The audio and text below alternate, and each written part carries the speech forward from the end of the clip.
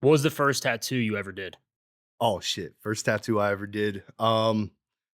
See, first tattoo I ever did was a smiley face. Was tongue stuck out, tongue piercing, mohawk on at the time my uncle Jeffrey's shoulder blade. So it's a family member. Yeah, yeah. They let you experiment. Yeah. How old were you when you started? First tattoo I ever did was at 13 years old.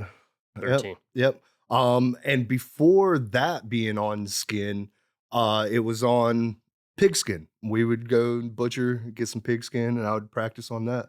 Cool. It's a good way to Yep. practice, right? Yeah. Cool.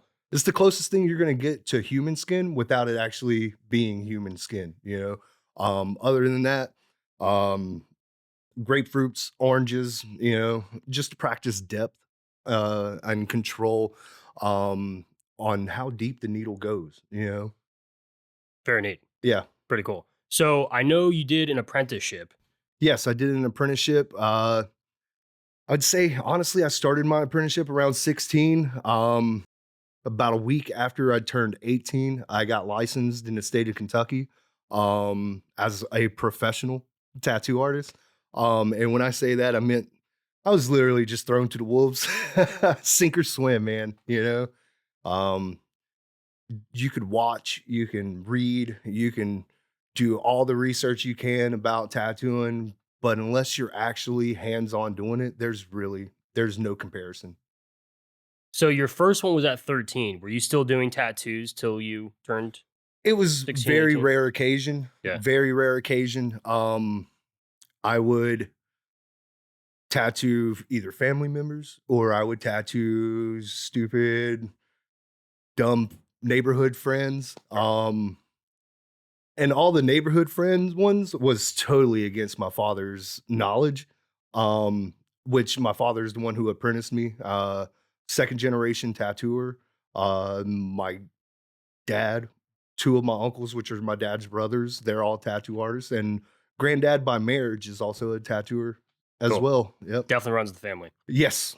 Yes. So describe how that first smiley with the tongue out of its mouth. It was How's horrible. I was gonna ask, how's that compare to what you do now? uh well, that's well, see, I professionally speaking, I've been tattooing 19 years. This October will be 20 years. Um, Complete lack of knowledge, then Yeah. compared to now, knowing what works in the skin, what doesn't, was completely out the window at that time. Um, but at the time, it was like the best thing in the world. Of I was course. so giddy, dude. Yeah. Yeah, exactly. You gotta Oh, learn somehow. oh, absolutely. Yeah. Very, very neat. So some people listening don't have tattoos. They could be Yep. curious, they could be considering, they've seen people with tattoos, obviously. Yeah. They're everywhere. Describe how a tattoo gun works. A tattoo machine. Tattoo machine. Yeah, Thank you. tattoo machine. Yeah. Depending on whether it is a rotary machine, which is ran by motor, ran by cycle by motor, or the traditional aspect is the electric coil machine, which is magnetic. It's kind of a push pull with magnetic coils.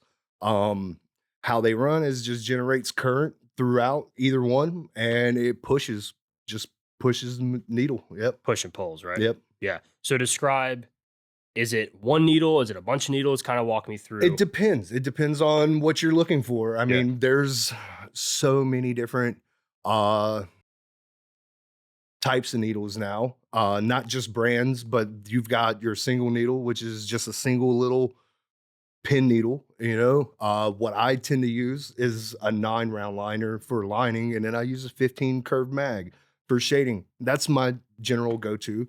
The 9 round, you're looking at 9 individual little pin needles soldered onto a bar in like a round shape, just like so. And that's what determines thickness of your line that you're pulling. As far as shading goes, shaders are more spread, kind of like a paintbrush, and they're kind of layered, like so. Where I use 15. So what would the math on that be? Uh, 7 bottom, 8 top, and it's spread out like so. and it's actually curved on the edges where some are straight across, you know? Hmm, very neat. So, walk me through how it can look like the colors have changed. So, I think you're pretty famous for your Yeah. chrome drip and your chrome work. Yep. Describe how you're able to do that with skin. Is it just layered It's or layers. it's It's all layers? layers. Is layers of color. Very cool. And as far as the chrome goes, just a manipulation of color, is creating the illusion that it's chrome. I've had people come to me and it's like, "Do you use some sort of mirror ink?" And I'm like, "No, dude, doesn't even make sense." Uh, what I use is straight down black, brown, yellow, blue, white. That's it. It's all mixing of Yep. that Yep. combination of colors. Really? Yep. Just blending through. Wow. Very, very cool. So, I was doing research. People can make their own tattoo machines, Yes. right? Have you ever made your own? Do you just buy Yeah, them? actually, I just took my apprentice to make a couple of machines with my buddy Bobby Karate and Nick Coyne down in Sarasota Cool. at Liberty Tattoo Club. So, walk me through what does that entail? I mean, you know, from cutting the frames to winding your own coils to cutting your springs, it's all geometry. A lot of that, I don't have too much knowledge in the background of that, Sure. but I know how to use them pretty well. Very, very cool. Yeah. So, I did research, like I said. Obviously, people know you can get tattoos in prison or places that Oh yeah, tattoos shouldn't be done or performed or yeah. provided, right? So, you could use electric razors, CD or cassette Oh players yeah. have been Oh, used, the absolutely. old Sony Walkmans. Oh, absolutely. And then, for frames, I'm learning toothbrushes, spoons, forks. All day long. What I thought was cool was you could use guitar strings, paper clips, or staples Yeah. for needles. Yeah, as long as you file them down to a nice sharp point, can totally be used. So I guess you're just dipping a staple in ink, right? It's not like Yeah, I mean, there's so, with those homemade machines, you would have, like, a pixie or, like, a coffee stirring straw, right? And then you would melt the end to kind of hold on to your little staple or okay. whatever it may be, and, unless it's a guitar string, then that's long enough, you can kinda just run the whole thing, you know? Yeah, and as long as it's got a nice sharp point to it, you can put ink into any skin. So for those, and I could be wrong with normal needles, for tattoo needles, is the ink inside the needle or No, you're just you're dipping dipping, and like a it pulls paintbrush? up into a reservoir Yeah. into your tube, Yeah. and, yeah, Pretty nuts and pretty yeah. neat too. Um, so I was learning, we just talked about how needles can be improvised. Oh, yeah. We chatted one time before this. You were telling me that back in the day, they would have to make their own needles. Yeah, I mean, before these grouping of needles, whether lining or shaders or whatever, artists was literally configuring their own needles, soldering them together. There's still artists that do it today. Um, when needles or pre-made needles first came out, dude, they were quite expensive per box, you know? And it was just a lot cheaper to be able to make them yourself, you know? You would literally spend a day making all your needles for the week, you know, just to be used once and thrown away. But before then, before health department really got involved in everything, these artists would reuse those needles. My granddad, he would joke, he's like, "How do you even know you like a needle if you don't use it more than once?" And I don't know, man. Yeah, that's tough. Yeah.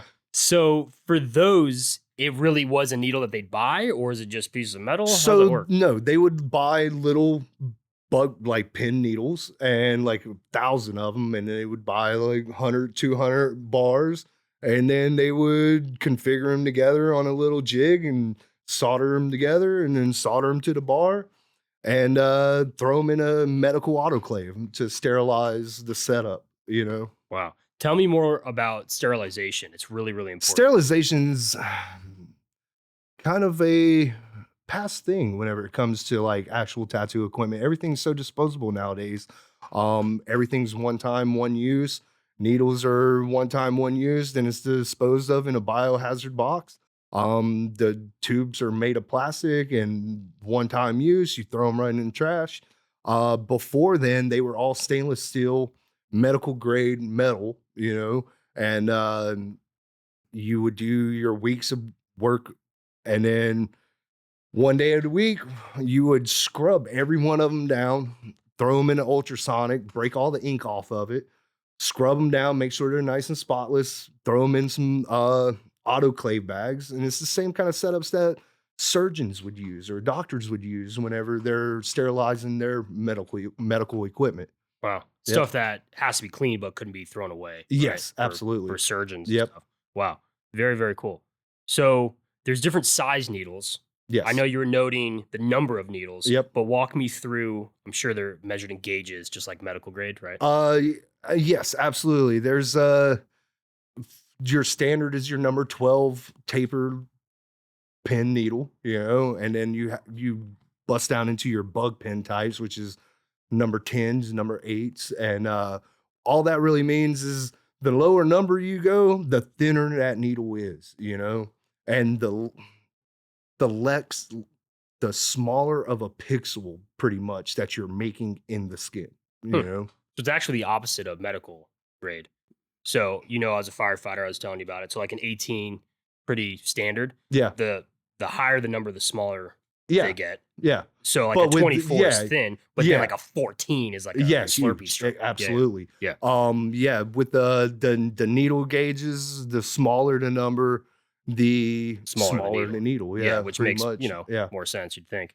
It's very cool. So how many combinations? You only use those two you noted I before? mean, it all depends on what I'm doing, dude. Yeah. I mean, I try to stick to, one size line throughout all, to kind of just match the style or the feel or vibe that I'd go for my work. Uh, but then there's some things that I do that requires me to pull out a smaller size needle. And what mean by that is typically I use a 9 round throughout everything. And then I'll pull out like a 5. And instead of there being 9 individual pins on there, there's only 5 on there. Yeah.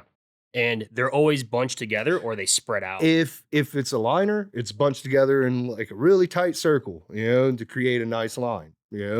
Shaders, mags, they are spread out more like a paintbrush. Gotcha. Very cool. So we talked about your apprenticeship. Yep. You apprenticed with your dad. Yes, I did. Apprenticeships could definitely vary, I'm sure, Oh yeah. between artist and studio and so on and so forth. Walk me through what yours was like. Mine was your general shop bitch, essentially, dude. I was the toilet cleaner, the trash taker outer, the sweeper, the mopper, anything that needed to be cleaned up. I was that guy. If somebody needs something from the store, I was the fetcher. Um, and you do that, and you just keep doing that, and they'll keep. With my dad, he just tried to make it to where I wouldn't keep coming back, but headstrong as I am, I knew this is what I wanted to do, so I stuck with it. And before I knew it, I had a machine in my hand. Very cool.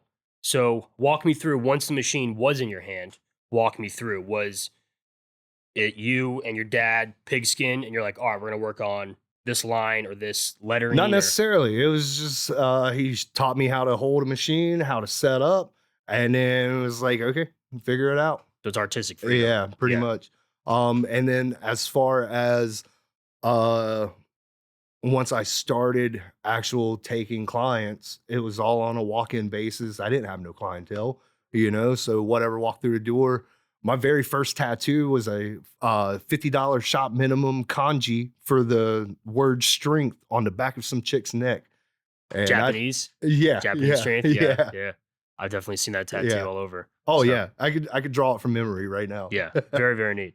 So your apprenticeship was about a year long, give or take? Roughly, I mean, I started about 16, but as a 16-year-old, Yeah, you're young. there was other things. I wasn't fully committed, but once I was about 17, I was in that shop every day. I was in there even after my apprenticeship, up until the point my dad fired me. I was in that shop every day. He would ask me, he would be like, "Hey man, you gotta schedule days off." And I'm like, "I don't want days off. I want to work. Then it got to a point where I felt entitled, I guess, where I'm like, oh, I'm in there every day. So I missed a few days of work, roughly a week, and he called me, fired me right on the spot. And I was like, sick, dude. And that's honestly, I feel like that's what really started my tattoo career.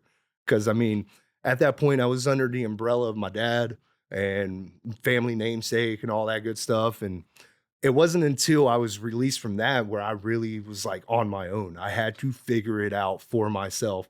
Um, like I said, my dad, he taught me how to hold a machine. I could watch. I watched and watched some more, you know. But like whenever people would come in and I was kind of unfamiliar with, what I should do as far as shading or color or composition would go, I always had him there as like a fallback, like, hey, what do you think about this? And he would give me some solid advice to help me construct what I was trying to do.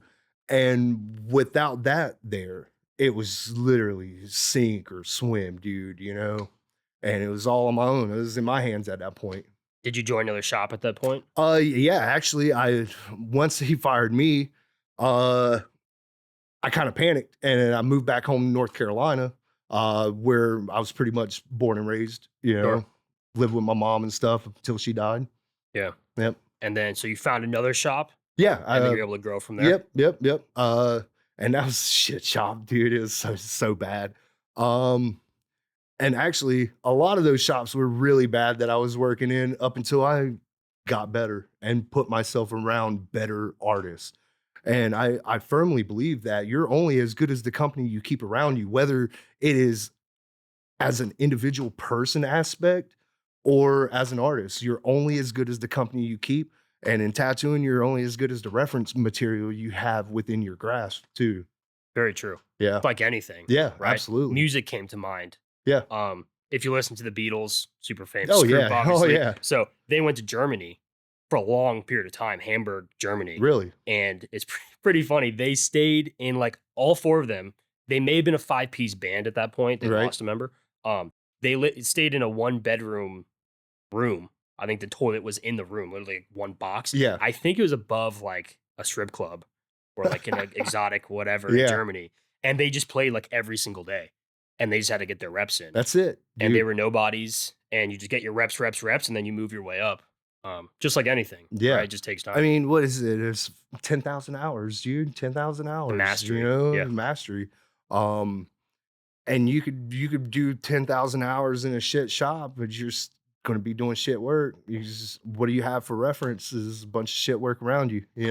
Have to keep grinding. Yep. Yeah. So to build up those references at that time, if you weren't working on a person, were you just sketching and, I was sketching, drawing, painting, whatever, and saving just- your best stuff? Absolutely. Very cool. So I want to finish up chatting a little bit more about apprentices. You mentioned you have one right now. Yeah, I have one now. It's the only apprentice I've had throughout my 19 going on 20-year career. Um, and honestly, he's only here because he couldn't take no for a fucking answer. And he's doing great. He's doing great. He's actually in skin. He's performing a bunch of free tattoos now, try to get, those hours under his belt. That way, whenever it comes time for him to start charging people money, I'll feel confident in knowing that Sure. he's already had the repetition, the time, the hours under his belt to feel comfortable about taking on any task. How did you take that responsibility of an apprentice I underneath didn't you? want it. I didn't want it. And I'd always sworn that I was never going to take an apprentice. There's already enough tattoo artists in this craft alone. There's too many shops. There's too many artists. Um, but if I didn't teach him, he was going to find somebody else to teach him. As long as I know that I'm giving him the best knowledge that I have within his grasp, then he'll be able to flourish. Cool. How is your current approach different from what you had? Oh man, he's got it so much easier. It's so much easier, but he's still earning it, you Yeah. know? But the art form of hazing has definitely kind of taken a back seat to tattooing nowadays. These apprentices, they're coddled, and I'm doing my best to be respectful to him, but I'm not coddling him at all. Yeah. I'll tell him he sucks when he sucks. Tough love. Yeah, But you need absolutely. it, especially get better, For sure. right? And art's subjective, but there has to be a right and a wrong. Oh, there is absolutely a right and wrong whenever it comes to tattooing. What is it? Beauty is in the eye of the beholder. Art is subjective, but it could be subjectively fucking wrong. Sure.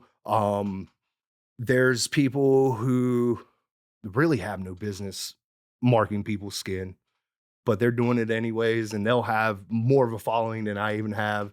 There's one guy out there who is such a gimmick, and I don't even want to talk about him actually. We'll skip them. So, regarding when people finish apprenticeships, is it just like you're off on your own? You sign Pretty off? much, man. Pretty much.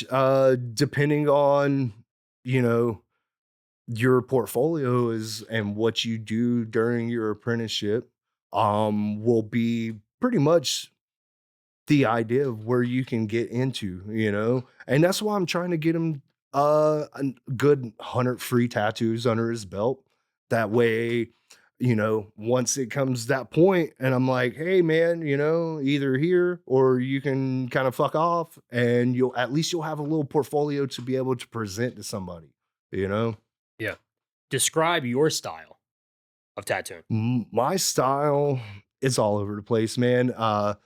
Whenever I was taught how to tattoo, it wasn't your this whole idea of, oh, your style and this is all I do. That wasn't a thing, man. Like, if you tattooed whatever walked through that door. If you didn't do that, then you didn't have a job in that shop. Um, but being that social media has definitely grabbed a hold of tattooing and the idea of tattooing, um, styles kind of get taken. As far as my style goes, primarily I would say it's more of a modern take of traditional Americana. Mhm. It kind of borderline and straddles real hard of traditional Americana and neo-traditional without it being significantly one or the other, you know? Yeah. I think it's timeless, and I like how you're able to intertwine new things or a different aspect. That's the whole thing, man. And uh the idea of traditional, I mean, with traditional Americana, the rule, right, is you know, one size line weight, five colors, which is black, red, yellow, green, brown, right? And a third black, a third color, and a third open skin tone to allow those colors and everything to breathe. Um, which I argue that if these guys that we try to mimic today that is considered traditional, if they had the capability of having 50, 60, 100 colors, they would surely use every last one of them. They really would. We wouldn't have purple today if it wasn't for Sailor Jerry being spiteful and just trying to prove that it can be done, you know? I mean, and that's with any color that we have today that exceeds those five original colors. Even in traditional Japanese tattooing, before there was those five colors, it was just black, red, yellow. That's it. Yeah, that's all I had. Yeah. So, you mentioned something, you said those 5 colors, but then you said, was it a second or third black? Is that what you said? Okay, What does so that mean?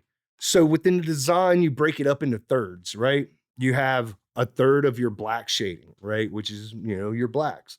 And then a third of the design should be colorful. So whatever colors you put into it. And then the third is just left open skin to breathe through the design.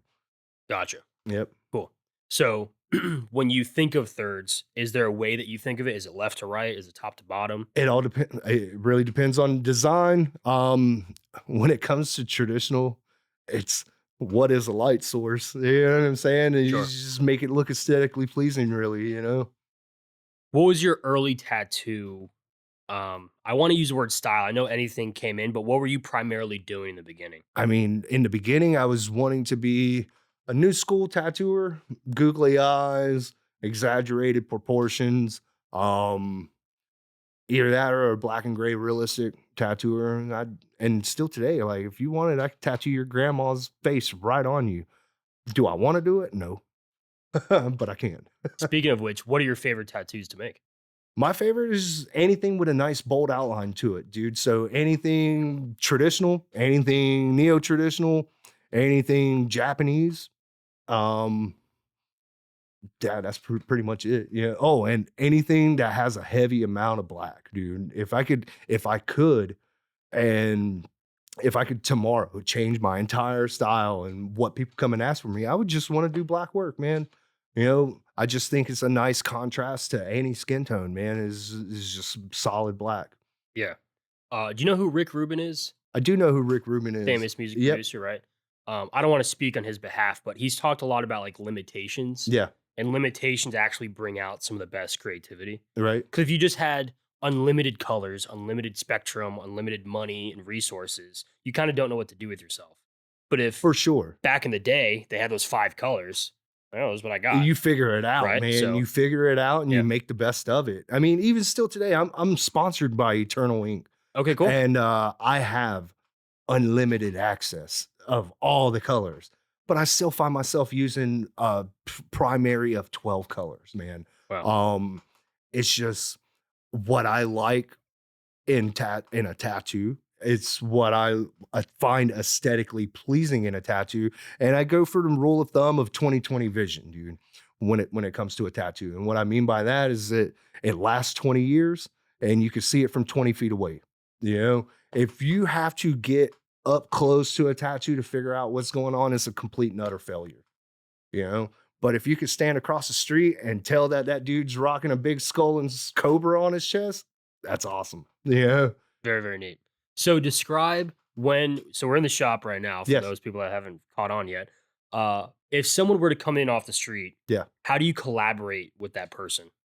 G Generally take what kind of sort of idea that they're wanting to do, and, show them my work, you know, see if they like the quality of work that I do. If they're inspired by the quality of work that I do, then I'll generally take their idea and draw it to fit my style and then rock it out, you know? But if my style isn't necessarily something that they're looking to do, and say for instance, they're wanting to do some sort of fine line black and gray stuff, you know, I would adapt myself and draw to please their eye, you know, which unfortunately rarely happens nowadays. Walk-ins are a thing of the past, you know. Uh, you know, you'll get a phone call and say, "Hey, do you take walk-ins?" Like, dude, walk in and find out, man. You know what I'm saying? Defeats the Yeah. defeats the Defeats the purpose of purpose of the walking in. walk-in, dude. Yeah. This is my favorite. Hey, cool cat tattoo. Are you guys open?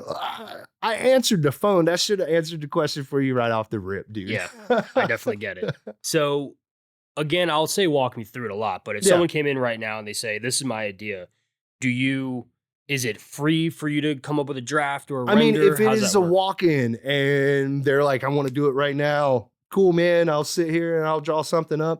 Generally, most anything, right? Unless I'm doing a large body part, full back, full sleeve, I can draw up within an hour, you know, and I'll show them the design. If there's any tweaks, you know, changes that they want to make, generally it don't take me more than 10, 15 minutes to do. And we try to meet in the middle and come up with a nice design that I know is going to last a lifetime, not just for the photo or 10 years down the road. These tattoos, they last until you're in the ground, man. And a lot of tattooers, dude, they really just aim for a really good, pretty picture on Instagram, you know? Yeah. So when you're coming up with a concept, does the client have like 3 revisions and you're like, "All right, I'm not changing They'll anymore?" have everybody always comes in with their phone and they're like, "Hey, I want something like this," you know? A lot of people, they struggle to visualize the completed thing, you know? Which leads them to wanting exactly what's on their phone, which, you know, I'm a tattooer. If it comes right down to it, dude, I'll rip whatever, dude. I don't really care. I'm trying to feed my family. I'm trying to give you a good tat that you're going to be happy with, you know? But it wouldn't be something that I would proudly promote. I wouldn't rip somebody's design just to please this person and then post it proudly like, "Oh, this is my stuff." No, I would never do that. Um, but you know, tattooing has always been built off the backs of repopping designs or making slight changes. Even in what is it? What is it? Where you try to get like a patent, even in patented designs. There we go. Even in patents, you could take anything, change it 15%, get a whole new patent on it. You know, this is the way I look at any design, dude. Um, I'm not trying or want to rip anybody's design or copy anybody. But if it comes right down to feeding my family, dude, and that's what the client wants, I'll be more than happy to do it. Yeah. Yep. And again, it's part of it, I think of it like music, where it's like if I had asked you to play Elvis Presley, Yeah. no one's gonna be mad at you for performing the Yeah, but you're song. not gonna be Elvis Presley. That's the thing, And I don't, dude, you know? will your tattoo be the tattoo, Absolutely not. right? So I Because think by the end of anything, dude, it'll look like I did it, you exactly. know? So I think there's like that definitive line that you're just an artist providing Yeah, what the client is asking for, right? absolutely. What they're commissioning. Yep. So if I were to walk in right now, this is my first tattoo. What are questions you have for me for someone that doesn't have a tattoo? What are you looking to do? Where are you Okay, wanting to put it? What kind of size are you trying to do? Pretty much. That's all I need. that's it. Yeah. I wouldn't even really need you to give me any photo reference. Just say, "Hey, I want a cobra and dagger," or "I want a hand holding a snake." Whatever, dude, you know? Verbal, I love to work mostly off of verbal as opposed to reference stuff, dude. That way you're getting my most authentic artwork as opposed to trying to limit myself into the confines of whatever you referenced Yeah. for what you want. You want it to be your expression, Absolutely. not your regurgitation Absolutely. of, this awesome can or something Yeah. like that, right? So, gotcha. That's one of the reasons why I'm not too fond of doing portraits. Is it really sucks out the artistic freedom. At that point, I'm just a Copy copier. machine. Yeah, dude. I'm Yeah. just a Xerox machine, dude, and Yeah. there's no artistic freedom in it at all, dude. Yeah, I get it. So, you mentioned you provide like drafts, right? Yeah, yeah. I'll draw up a design, show them the design. Is that digital or is that paper? How do you prefer? Nowadays everything's digital, Yeah, and if I wish I would have had these iPads 15 years ago, man. sure. They are game changing. But dude, before to come up with a design, you'd use 10, 15 layers of tracing paper, and then you would get down to your final draft and you would hiccup one line and you're like, fuck, dude, I gotta do it all over again. Just to present them a nice, clean rendition of what they're looking for. So 15 years ago, when you were doing that, you wanted to do it on that specific paper, right? Because you don't want to do it on a white piece of paper that you couldn't stencil, right? Because then you wasted your time. I mean, no, I would draw or sketch on tracing paper and then layer it up, make changes, make revisions. And then on my final layer, I would do a nice clean final pass of a drawing. And once they like that, then I would throw it on a copier. Then I would print it on a white sheet of paper and run it through um, stencil machine, thermofax. That's the word I was looking for. Okay. And print a stencil, lay the stencil on. That way you can get a visualization of how it sits on the body and size wise. So today with the iPad, it's as easy as put on the iPad, send it to the machine, it Yep. prints it on the stencil paper. Then you Well, just we lay it up. still got to print off the copier. I mean, there are stencil machines that you can so literally just send it right through and it prints right on the stencil. We don't have that technology here, Sure. dude. But we run a copy, size it out, make the stencil, throw it right on, and yeah. And if you're not doing that, then you're drawing it right on the skin. I was going to ask you, how often do you do stencil work compared to freehand? I mean, I like the solidity of a stencil, as opposed to markers, dude. I tend to get a little carried away with wiping sometimes, man. And those Sharpies, they're only so permanent, you know, as opposed to a stencil, a nice clean stencil. Yeah. What kind of ink is in the stencils that allow you to tattoo on top of? Is it the same type of ink that you're It's tattooing with, I'm or gonna be honest with you, I'm not 100% sure. yeah? The Thermofax paper is kind of like a carbon paper, but it's not carbon. What the fuck are Because it's like, are they? I've seen some are blue, some are purple, some are black. Yeah, they Right? vary in. I mean, and honestly, that's only been within the past 10 years. And it's always been purple. Before then, you would take what were those things called? Hectograph paper, Like the and graph paper, the yeah, squares on it? Yeah, yeah, graph and paper. you would stencil it out like that, you Sure. know? How often do you do freehand tattoos? Do you turn people away if you're like, "Nah," or No, not really. I yeah. mean, there's really nothing that if what now? Sorry. How often do you do freehand tattoos? I rarely do those, man. It depends Yeah. on placement and generally whenever it comes to freehand stuff, I'll generally use that stuff for background just to tie everything together on larger scale pieces. Um the stencil just it's too easy. I make a stencil, I lay it on. If we want to move it, I wipe it off, I move it over. You know what Yeah, I'm it's saying? that easy. Yeah, it's that easy. Whereas if I draw something on you, oh man, I wish that was 10% bigger. Or oh man, I wish we could have moved it over. Man, that's a process, dude. It's just so much easier to print a stencil, lay it on, and then run it, you Way know? more efficient. Yes. So, sessions can last all sorts of time. Yeah. If you were to just narrow down, what's like an average I say session? my average, I would say between 4 to 6 hours. Really? Yeah, I really don't like to tattoo any longer than that, man. That's longer than I expected. I thought they'd be Yeah, shorter. I mean, yeah, I'm generally tattooing most of the day. I don't really like to sit any more than 6 hours. After about 6 hours, I'm tired of you. You're tired of me. We're tired of each other, dude. And let's wrap it up and then uh Come back to it. throw back another session. Yep. Gotcha. I'll keep the podcast less than 6 hours. All Yeah. right. Gotcha. So I guess what's the longest session you've had continuous? 8 hours. A 8 hours, long time. dude. But you're talking about I'm lining out a full limb, whether it be a leg, an arm. Generally, with something that long, it's about it's an arm. I mean, a leg. Um, I can line out a full arm in 4 to 6 hours, sometimes less, depending on what's going into it. Um, Full backs, depending on how much goes into the design, could take up to 8 hours, but generally, man, I rock them out 4 to 6 hours.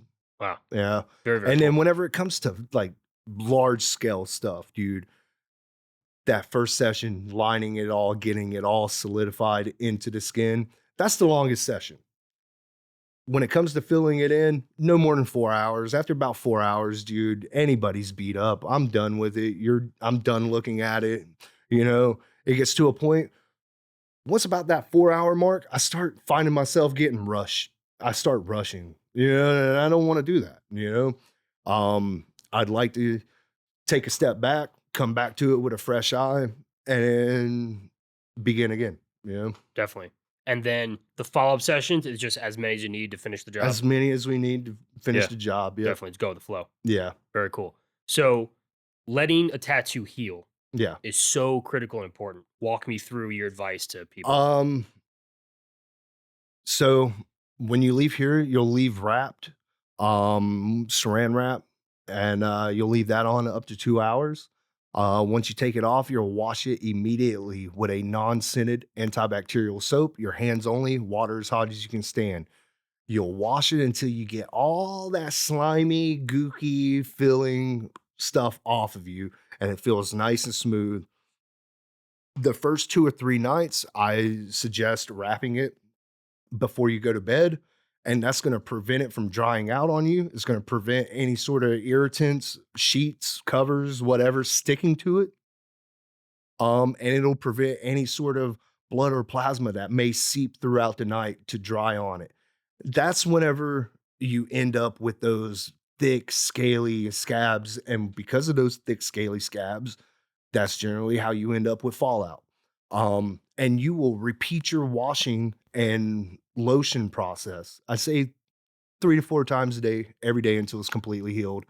And depending on placement, how healthy the person is, how much water they intake per day, it could generally take anywhere between 10 days to 2 weeks for a complete heal.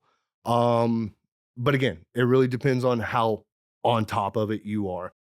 Healing tattoos have definitely came a long way. Now there's products where you can throw a second layer, second skin stuff on, leave it on 3 to 5 days. By the time you peel that stuff off, it's healed. Wow. Yeah. Really cool. That's like that clear stuff. Yeah. It looks like Yep. Saran wrap, but it's Yeah, not. it's Sanoderm. There's other stuff, Tegaderm. Yeah. We use recovery derm here. Okay. Cool. Yep. You mentioned Fallout. Yes. Describe more about that. Fallout is where the ink that you put in the skin just falls out. Generally that happens due to a thick, scaly scab that either gets picked. I've seen tattoos heal rough, dude. But if you take care of it like you're supposed to, you leave it the fuck alone, you don't pick at it. I've seen them go from, oh my God, that's definitely going to be need touched up to I can't believe all of it healed in and it looks perfect. You know, it just really depends on how well you care for it at that point. Was it also the quality that the artist It did? can be, Yeah. you can definitely overwork the skin by going over it far too many times, and that can cause some crazy healing too. How many passes can you do on the same spot? I mean, safely, I'd say I could get 3, 4, maybe 5 passes. But ideally, you wanna get 1 pass, One in and done. there, yeah. But it's kinda hard to do whenever you're doing something that takes so many layers of color to blend it out, which whenever it comes to stuff like that and the saturation, heavy saturation of stuff, when it comes to that stuff, that's when your recovery derms and your Sanoderms and Tegaderms, that stuff comes very helpful for healing of a tattoo, because it just allows your body, that stuff tricks your brain into thinking that there's a scab already there. So, and it allows your body to heal itself as opposed to using your ointments and your lotions and all that stuff. It just heals on its own. Very cool. So I know I've seen those cool videos where it's like, I don't know if it's water or like a gel, and then you're watching the needles go in and out. Yeah. The depth of how far the artist pushes the ink plays a big role in that too, right? Definitely so. Um, Once you start exceeding 7 layers, you start entering the fat tissue. Once you reach the fat tissue, there's nothing to really hold that ink in place. Fat is literally like just mushy jello, dude. So once ink hits that, that shit spreads out, dude, and it'll continue spreading for as long as it's there, dude. And that's how you end up with tattoos that look like it's got crazy bruising around it. You know, those are called blowouts. And that's where the artist went beyond the 7 layers of skin. With tattooing, you're only supposed to exceed 3, maybe 4 layers, something like that, about the midway point of the 7 layers of skin. Once you get into that, you're in the blowout territory, and that's what we call free shading, free background shading, dude. Yeah, it doesn't cost you anything. Doesn't cost anything extra. No, nothing extra, man. Damn. And you have so much experience. You can just tell from the how much you look. Are you looking at the needle? Is it a feel? Describe. It's a feel, it's Yeah. also depth, the look of the needle. I go for the feel and vibration through the skin. So I'm left-handed. I tattoo with my left hand. I stretch the skin with my right hand. With a nice stretch of the skin, once you reach that proper depth of skin, you'll feel a nice strong vibration in your stretch hand. Once you feel that, you're at proper depth. You know, um, you have to stretch the skin. If you don't stretch the skin, that needle will bounce right back on you, and you ain't putting nothing in the skin. You're just breaking the top layer of the skin and causing trauma. That's all you're doing. For no reason, Yeah. right? So it definitely shows it takes time to develop that skill, Oh, for sure. right? For sure. Yeah. Yeah. I feel like I didn't really figure it out until I was like 10 years in myself. It just takes practice. A lot of practice. Wow. Very, very cool. There's a saying is it takes 10 years to be a doctor, it takes a lifetime to be a good tattoo artist. I believe it Yeah. because it's not like you ever end. No, It's I'm just constantly learning, man. definitely. And that's one of the aspects that really fascinated me with tattooing is that whether it's diving into a new style, a new area of art, um, I mean, even different pigmentations or melatonin to skin, you are constantly learning something new. whether it's technique, whether it's application, whether it's, style itself, there's never an end to learning in this craft at all. You mentioned if it went too deep, you're hitting the fat, Yes. right? Is it harder to tattoo someone that's heavier or someone that's too thin? Does that play a role in how they Not tattoo? necessarily, No. man. No. Yeah, skin is skin. Skin.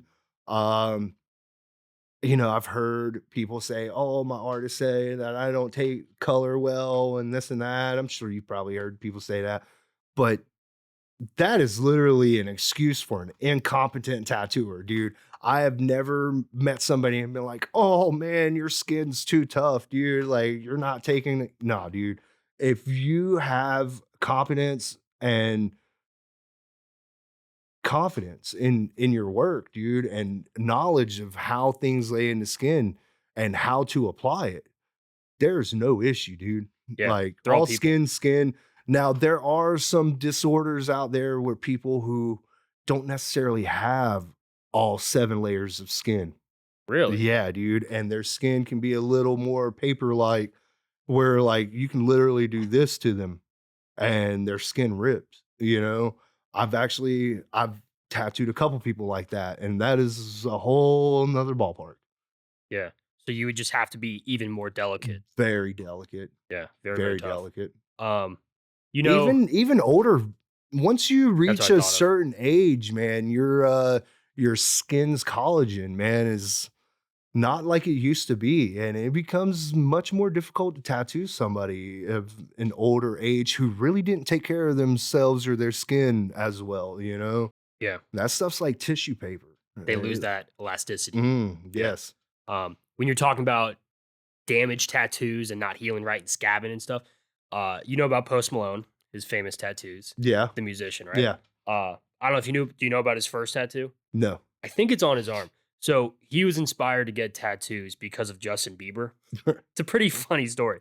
His literal thought was, if Justin Bieber has tattoos, I could get Yeah. tattoos because he didn't have any at the time. Yeah. So he got the Playboy bunny. I Yeah. think it's on I his got a arm, Playboy bunny on me. right? It's a famous tattoo. Yeah. What happened with him, I think he was playing basketball or something, and someone literally hit it. I don't know if it was on purpose or to mess with him, Yeah. and it literally distorted the tattoo in the Wow. healing process, and it looks like volcanic-y the way he describes it. Yes. Okay. So as a tattoo is healing, dude, I've seen, man, there was people joke, oh, I gotta set the ink and slap it. Yeah. All right. I've seen where line work or shading or whatever it may be fucking fragilely resting on that line of too deep. And you slap that thing hard enough, it'll push that ink into that fatty tissue and cause it to blow out. I've seen that happen. Um, Rare is a rarity. I mean, don't be slapping your tattoos, people. What's the rationale? The needle No, already put there's it no in there. You don't have to rationality to it. slap It's just anything. a straight asshole move. Wow. Um, uh, Generally it's amongst buddies who do Yeah, that they're to each messing with each other. other. Yeah, but just don't do it. Don't do that. So if you do the proper measurements, about 2 weeks, you should be good to go, Oh, absolutely. right? Yeah. And then when you schedule your follow-up sessions, obviously you're like, hey, 2 weeks, or it just depends on It depends. finances or That's availability. personal preference Yeah. on the client Yeah. itself. I like to try to get on a large scale piece, if not once every 2 weeks, at least once a month to keep the ball rolling. But again, it really kind of falls onto financial, you know, what they can pull off, what they can afford. Taking on or even receiving large scale tattoos, man, it's a big commitment that a lot of people don't really even take into consideration, not just physically or mentally being involved or being prepared for it, but financially prepared for it, man. Yeah. A big commitment. Oh, big commitment on So so many fronts. speaking of very big commitments, there's been typically celebrities because they cost so much money. What's your opinion? I already know where this is I know. going, I'm man. going to ask it anyways. What's your opinion if people go under anesthesia? I mean, if What's they can that? afford it and they're willing to roll the dice on whether they're going to wake up afterwards, that's up to them, man. But me personally, I think it's a very pussy scapegoat thing to do. Yeah. Yeah. So there's that ritual of having that pain. You earn it. Exactly. You earn it. I mean, dude, there's so many topical anesthetics where you can lather some cream or lotion or whatever the hell it may be on the skin that kind of desensitizes the skin pre-tattoo, right? And then there are sprays that you can use that have lidocaine in it that kind of desensitizes the area during the process to it, that even still then you are reaching peaks and moments where you're feeling this thing, you're earning that thing, you know? Whereas, dude, going to sleep and then waking up with a full back piece or full sleeves, it's just the biggest scapegoat. It's disgraceful, honestly. It's not what a tattoo is. It's not what a tattoo is meant to be. And yeah, I don't like it. I get Don't it. like it That at was all. I've read comments. You'll see, I'm not naming anyone. You'll just see celebrities, people do it, whatever. Yeah. And you'll see the comments of like, you really took away, Yeah. the Dude, experience of getting there that. is an experience to it. I mean, and not just receiving the tattoo, but building a relationship or a repertoire between you and an artist. Conversations that could have been had, dude. There's moments, memories that you could have made in the process of getting it. But because you're that sensitive or that scared or that big of a pussy, all right, or ball sack, whatever you want to call them, um, to sit for it, dude, you just neglected yourself of all that experience, you Yeah. know? I mean, and okay, I can understand if you are that busy of a person, right? Who has somebody who's going on tour constantly or, somebody who, but still, I mean, you can't tell me that you can't find A 8 day. hours out of a day once every 2 or 3 months to go in and get tattooed? Nah, man, come on, dude. That really falls into this generation that we're in now, man. Instant gratification. I gotta have it now. I gotta have it now. I'm ordering off of Amazon. I gotta have it now. I gotta have it tomorrow.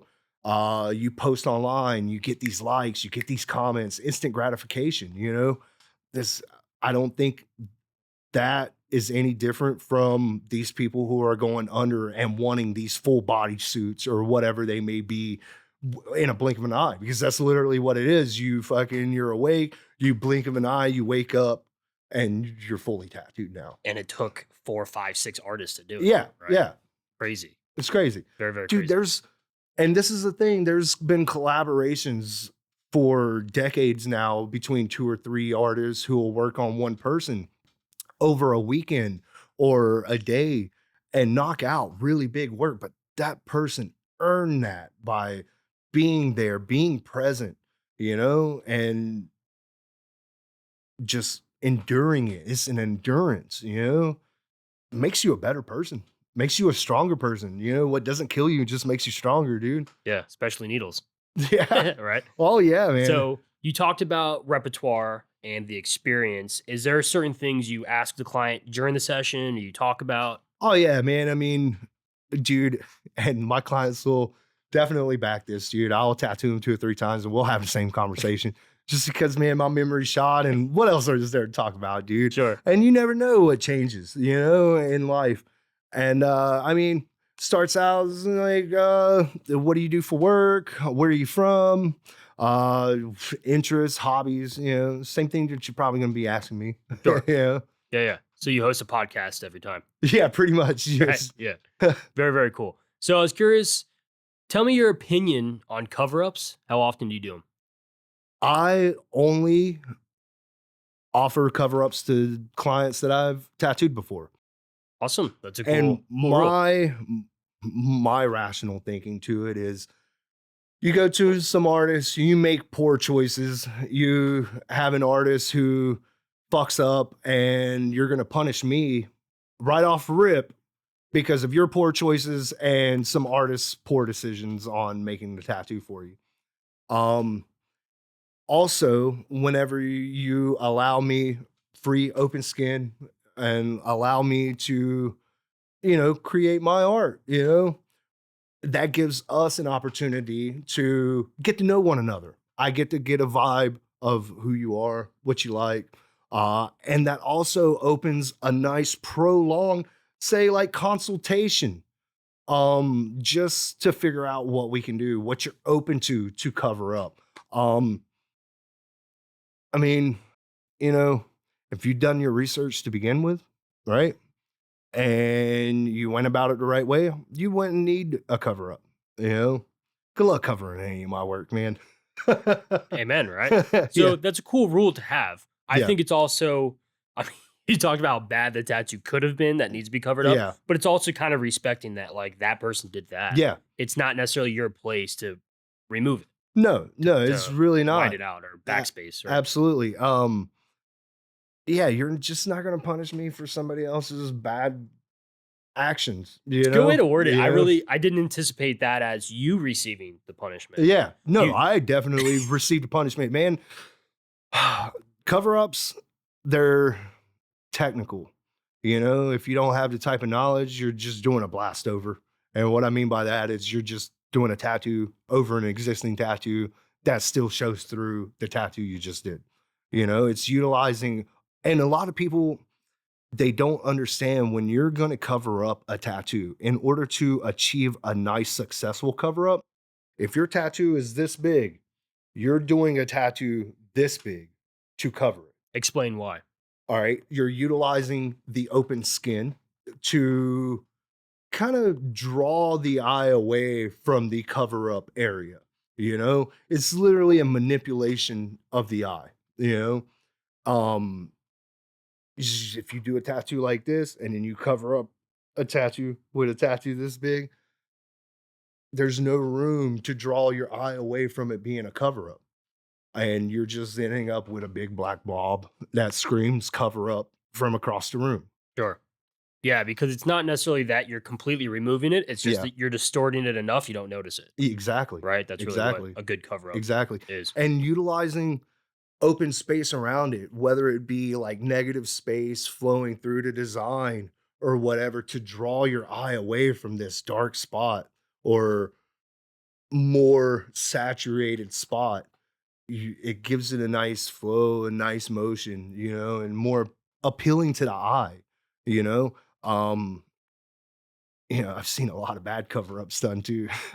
I believe it. Yeah. So you noted, I think it's a really cool rule that you only cover up your own work. No, It no, no, doesn't, not my own work. oh, I not your only own work. offer cover ups for people who has allowed me to tattoo open space, right? Understood. Gotcha, gotcha, gotcha. No, I Yeah, don't cover up my own work. I mean, good luck covering up my work. I wouldn't sure. even be able to cover up my own work. Okay. But what I mean is, you're not going to come to me as a first time client and expect me to do a cover up for To you. fix a That's mistake. not happening, dude. Yeah. Yeah, I'll absolutely refuse it, dude. You know, um, what I like is allowing me a nice open piece of skin to flex on you, right? Show you what I'm capable of. That way you have kind of a notion of how I work, what I'm capable of, and then a moment to get to know one another, right? That also allows a nice extended consultation kind of moment. You know what I'm saying? Because I'm tattooing you 3, 4 hours. You know, we run out of shit to talk to. Let's start talking about what you want to cover this thing up with, you know? And I feel like it'll allow you to kind of bend to the ideas that I throw at you as far as what could be feasible to work as a cover up, you know? That way you're not just coming to it blind, right? Expecting me to do this tattoo. And then you have all these ideas of what you want to cover this thing with. And then I'm like, none of that stuff's gonna work. This will work great. And you're like, you know, but if you already have been in my chair, you're familiar with how I work, you're comfortable with the work I do, you'd be more open to options or ideas that I would have that would work better for your cover up than what you may have in mind. Sure. Because people assume it's like a sticker and they just slap Yeah, it on. It's not, it's not like doesn't that. work that way. No, not Right. at all. So it doesn't sound like it happens that often. No, no, and generally, like, a lot of times people reach me out for cover ups, and I'll be like, hey, man, the only way that I'll do a cover up is if you get tattooed by me, open skin. That generally is like, I don't even want to do it, you know? Because they just, a lot of people just want what they want, dude, you know? And I'm not that guy. This ain't Burger King. You can't have it your way all the time, dude, you know? Yeah. Clients, the customer's not always right, you know? Speaking of which, how often is it that you just don't agree with the client and you just say, I'm better Let's off not? see. All right. I literally just had this happen. Okay. Recently. Yeah, say 2 months ago, and there was no hard feelings on either end, you know? She had a vision for a design. I drew up the design. She wanted to make some tweakses. I made some tweakses, you know? And, she just didn't, and I'm like, "Okay, that's fine, you know? I'm not the artist for you, you know?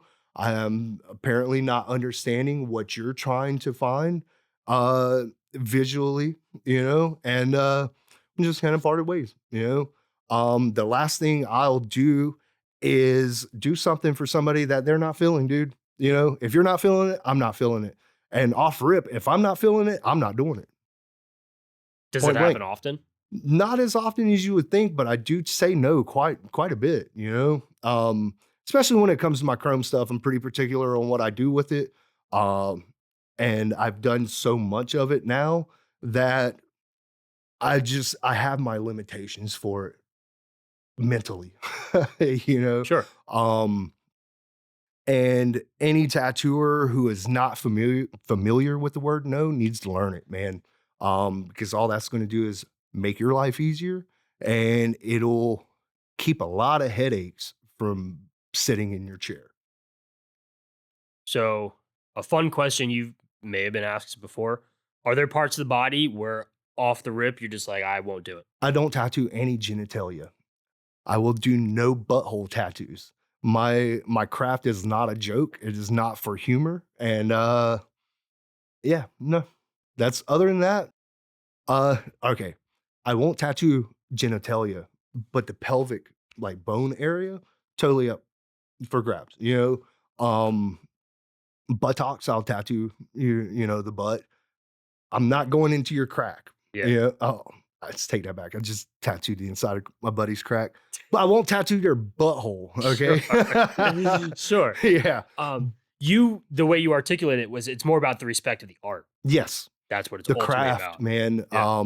I have so much love, admiration, and respect for tattoo that I just don't find the humor in a lot of people using it for a personal gain or for likes online, you know?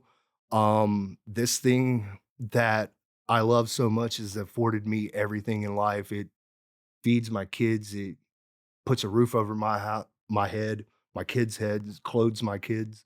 Um, and I feel like a lot of people take it for granted, man. Um, I just love it. I love tattooing so much, you know? Uh, and if you love anything like that, you should show it respect, I feel. I completely agree. Yeah. And I think people they tarnish tattoos. And what I mean by they're like they see something they assume it's cheap or it cheapens that Yeah. person or it lessens the It value. doesn't help when there's, I mean, you could go on Amazon right now and buy a full kit for 50 bucks. You know, you can, a lot of people look at it as a hobby, you know, and it's not a hobby, dude. This is my livelihood. This is, I breathe it, I eat it, I shit it, I sleep it, I dream it. I have nightmares that'll wake me up in cold sweats. Of bad tattoos? Yeah, man. Are those nightmares of you getting a bad No, tattoo? it's me possibly, all right, one reoccurring one is me being laughed out of a convention or whatever of me just doing a really bad tattoo. Not saying that's ever happened to me, but like it's just it's a nightmare, you know? Yeah. Tough. Yeah. Do you have good Oh tattoo yeah, dreams? absolutely. Yeah. Yeah, this the nightmares that really stick out though. I get you. Do any ideas come to you through dreams? The chrome drip thing came to me in a dream. Through a dream. Mhm. Do you happen to remember the whole dream? No, It was I just don't. an I idea. just woke up and it was like, what would it be like to pour a cup of chrome over a panther? That's how that happened. Awesome. Yeah. Uh, I don't know. I may have discovered you beforehand, but I've got friends that have had your work done. Right? Their entire work is Yeah. all Yeah. entirely yours. And between your chrome and then you came up, I say came up with, but Yeah. the gold flake look. Not that you invented. I'm Yeah. not saying Yeah. I that, didn't but invent none of it. I exactly, just I added my hand to it, you exactly. know? Good way to put it. Um there's not too many things, too many styles that haven't been done. Even if you came up with an idea of said subject matter, but you want it in a style, dude, it's totally been done before. Whether it's been done in that same style that you're getting it done in, or some sort of other art has, man, it's all of it's just regurgitated. There's a famous quote. I wish I remember who said it, but the line is everything's been said, but because it wasn't always heard, it has to be said again. Yeah. Pretty cool line, Yeah. I mean, same thing with tattooing, dude. right? I mean, again, with this chrome stuff, dude, this man, the chrome has been done as late as the 80s or as early as the 80s, I would assume. I mean, it could have been done earlier than that, but I know I would go and visit my dad during the summers and this is 90s, dude. Earliest memories really like me being in like focused on, wow, this is really cool. I'd say 97, 98. I was probably 9, 10 years old. I would see my dad talk an extra $100 out of somebody just because of this really cool, reflective, chrome looking stuff, and they're like, everybody likes shiny, dude. We're all like fish, dude, shiny, And it was, I'd say, pretty dominant in the 90s, early 2000s. And then one day it was just like nobody was doing it, dude. Um, And, I always thought it was cool. I never really implemented it in my work until, say, like 2017, 2018. And even then, there was somebody, Randy Randerson, who was doing it quite often, you know? And, you know, it started out with me taking walk-ins, little get what you get machines. You don't even know what you're getting out of the machine. You pay 60, $80, $100, and you turn the little thing, you get a little design out. And I was like, okay, dude, whatever comes out of that, I'm doing it in Chrome, and that's kind of how it started out with me. And next thing you know, I had a client who was like, hey man, I really like that Chrome stuff. Do you have anything that you want to do? And that's whenever I was toying around with that Chrome drip thing, did one chrome drip thing and that thing just kind of blew up, dude. And next thing you know, I'm doing chrome 3, 4, 5 times a week, driving me absolutely batshit crazy, dude. Yeah. I'm a creative man. I want to create something new. I want to create new, and even though I'm changing imagery or whatever, it's still the same hand motions. It's still the same thought process, just like to change it up. It got to a point where people were cornering me into a box with this chrome stuff, and that's all they was wanting from me. And that's whenever it got to a point where I was like, I got to learn how to say no, you know, not for the sake of, you know, their tads, but for the sake of my own mentality, dude. And shit was driving me crazy. You would lose your creative Yeah, edge or absolutely. touch, right? If you just keep Yeah, doing it over and over again. over and over and over again. I love your chrome work, so I don't want to Thanks, be the man. guy to be making it worse. No, not at all. Have And you that's the thing, like, I've gotten to a point where I say no when I feel I need to say no, and it comes in spurts, man. Like, I'll take some on until I get tired of it, and yeah, then I'll start saying no, it's no for now. Yeah. It's not no forever, Yeah, right? Let absolutely. me just give me some time. Yeah. Book me next year and I'll, Yeah. I'll do the chrome again. I was just thinking about it when you were chatting about it. Have you done that chrome-ish look, but with different colors where it doesn't look like chrome? Have you done that? Uh Where it looks like gold drip, I guess? Yes, I have You've done actually. gold? Yeah, actually, I have. I thought that would have actually taken off a little better than I thought it would, but that's really rare. Could be a Uh, skin tone thing, it's very much a skin tone right? The thing. chrome can look bright on Yeah, any color yeah. pigment, but if you're too pale, if you're too dark, it might I not would look the same. say if you have a very olive complexion, utilizing all those yellows can be kind of detrimental to the design, Could you be know. tough. Yeah. Be better off just doing chrome, you know. Yeah. That chrome, I've tattooed some pretty, I wouldn't yeah, darker complected, individuals, and, man, it looks great, you know, and heals great, looks great, and, you know, I hear how artists out there who refuse to do color on darker melanin, and I'm just like, I don't understand it, you know? If you are competent and you know your craft, dude, you wouldn't have any issue. Sure. Yeah, Yeah. Just time and experience, right? absolutely. Knowledge. Yeah, So everyone always talks about this is the worst part for tattoo. This is most painful, blah, blah, blah, blah, blah. yeah, Obviously, there's parts of the body where there's just more nerves. yeah. Where are the most squirmy parts that it's difficult for you to do your job because they're just in so much pain? I would say rib cage, rib panels. There's a spot just under your sternum and ribs here where it starts to meet to your stomach. And that area is rough, dude. Parts of the back are pretty rough too. Anything torso wise, I mean, realistically, has been probably, and I'm not gonna say that I have huge difficulty doing. I don't have difficulty tattooing it. It's, you know, whether the client's gonna sit for it or not, and that's the biggest issue, you know? Yeah, they just get so antsy and it's Yeah, just painful, it's painful. right? Yeah. Is it often that people tap and they're like, just give me a minute? I've not necessarily. I wouldn't say they just tap. We definitely get through what we intend to. I can talk somebody through some shit, man. You know, whether it's uh to help them breathe differently to reach the end goal. I've never really had anybody just midway an outline be like, "Oh my god, I can't do it." No, dude, we're getting through this thing together. Yeah, buckle up, bud. Yeah. You already Yeah. decided this fate. Yeah. Yeah, I gotcha. I'm you know, you can't really gently do this thing. You can't be like, you know?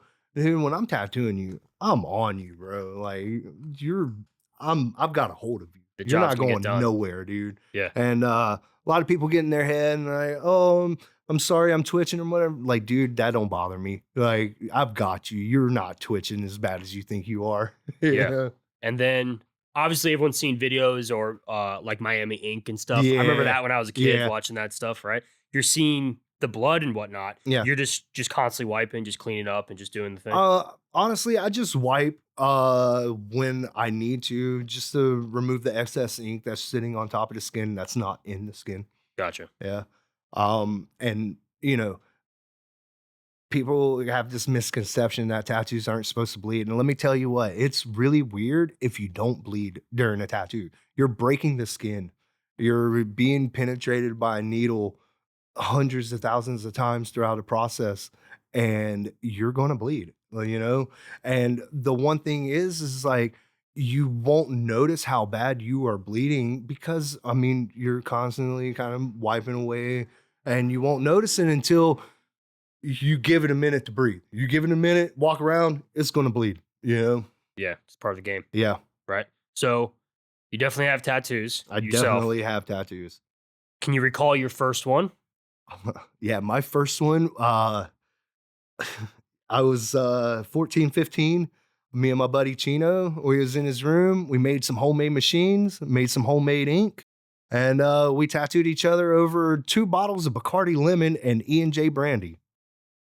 That's a combo. Yeah. Not just the tattoo, Yeah, but the but alcohol. that is quite a choice. Yeah, dude, we had no knowledge of what we was doing on both fronts, on tattooing or how to drink properly. Even better combo. Yeah. What was that tattoo? Did you say what that was? Yeah, it was a not so grim reaper, you know, on the side of my leg. I still have it. Awesome.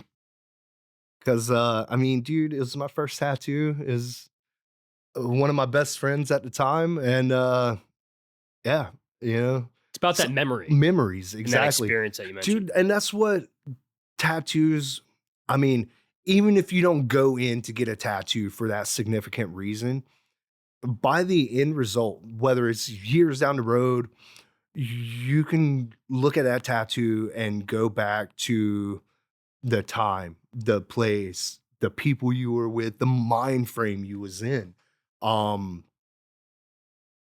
and with that being said, I find that the experience of receiving a tattoo and who you receive it from and their attitude towards it far outweighs the quality of work you get. Because I've known clients who's gotten beautiful work from people, and they're like, "There's I hate this tattoo because that dude was such an asshole," or whoever was such an asshole, you know? And then you got some dude up the road who's the friendliest guy in the world doing basement Okay. style tats, dude, and they stay busy as fuck. Not just because of, the quality of the work they're doing, because it's obviously not the quality of work they're doing, but it's the quality of the experience that they're providing, and that's what I'd like to try to provide for my clients is not just, a memorable, beautiful tattoo that'll last as long as they last walking this earth, but a memory that will last and make them smile, by the end of that memory bubble of uh thought, I don't want to be that guy who when somebody sees their tattoo and they're like, "Oh my god, that's awesome. Who did that?" I don't want to be that guy where they're like, "Oh yeah, I don't really remember the guy's name," or I'm not that guy, dude. You will remember me by the end of it for sure. Yeah. It's a service Absolutely, at the end of the dude. day. And, I've worn many hats. Um, the fire department is a weird way to say service, right? But people have all these are the worst days of people's Oh lives yeah, if you're calling the fire department. for sure. It makes a big difference if the firefighters also not fun. Yeah, I thought of a couple words to use. Not a pleasant experience, right? yeah, So it's different. I mean, there was a song I was telling my mom about, and in the song, the guy's recalling the passing of his father, the really heavy yeah, subject. And he remembers so much that he put it in a song that the police officers didn't take their shoes off. They wore their boots through the house. yeah, And that's just part of the job. yeah. But it shows that mindset of Oh, you really remember, especially in traumatic events, dude, exactly. you remember every detail. I mean, I don't wanna get too into it, but, definitely lost a couple loved ones that, Yeah. definitely hit home, and constantly it's there, and I remember moment to moment living out that experience. And you'll relive that Oh, moment yeah, in your head. And it'll over and make it over again. even worse if someone says an offhand remark and Oh, they yeah. just make it even Oh, worse. yeah, dude. So you can imagine taking it back to tattoos. The person's in pain. They spent hopefully a good amount of money to get a quality Yeah. piece. They don't want to be laughed at or made fun of No, while they're not in at the all. chair, right? They want to have this memorable experience. Absolutely. So it's ultimately about service. Yep. And that comes down It's just everything. being lighthearted, man, being able to just have fun in the moment, dude, Um, tattoos hurt. They hurt. I've not had one that I was like, "Oh my god, that was so easy." Dude, they hurt. I hate getting tattooed. Really. Yeah, man, I'm to a point if you are a younger listener, right? Get those tough spots done out the way first. And what I mean by that is anything torso wise, stomach, chest, back, ribs, knock all of those out because once you're in your mid 30s, start entering those 40s, it gets way worse. It gets worse. Way worse. Is is it in your head I don't or know, it man. doesn't matter because it sucks? It just gets It just worse, gets worse. Wow. Okay. even getting tattooed on like my arms, dude. I could sit all day, all night getting tattooed, you know, in my 20s, you know? Now I'm mid late 30s, dude, like, they hurt. They hurt, and I Yeah. don't wanna do it. I keep doing it, because I had this end goal idea or this visualization in my head of what my end goal should look like.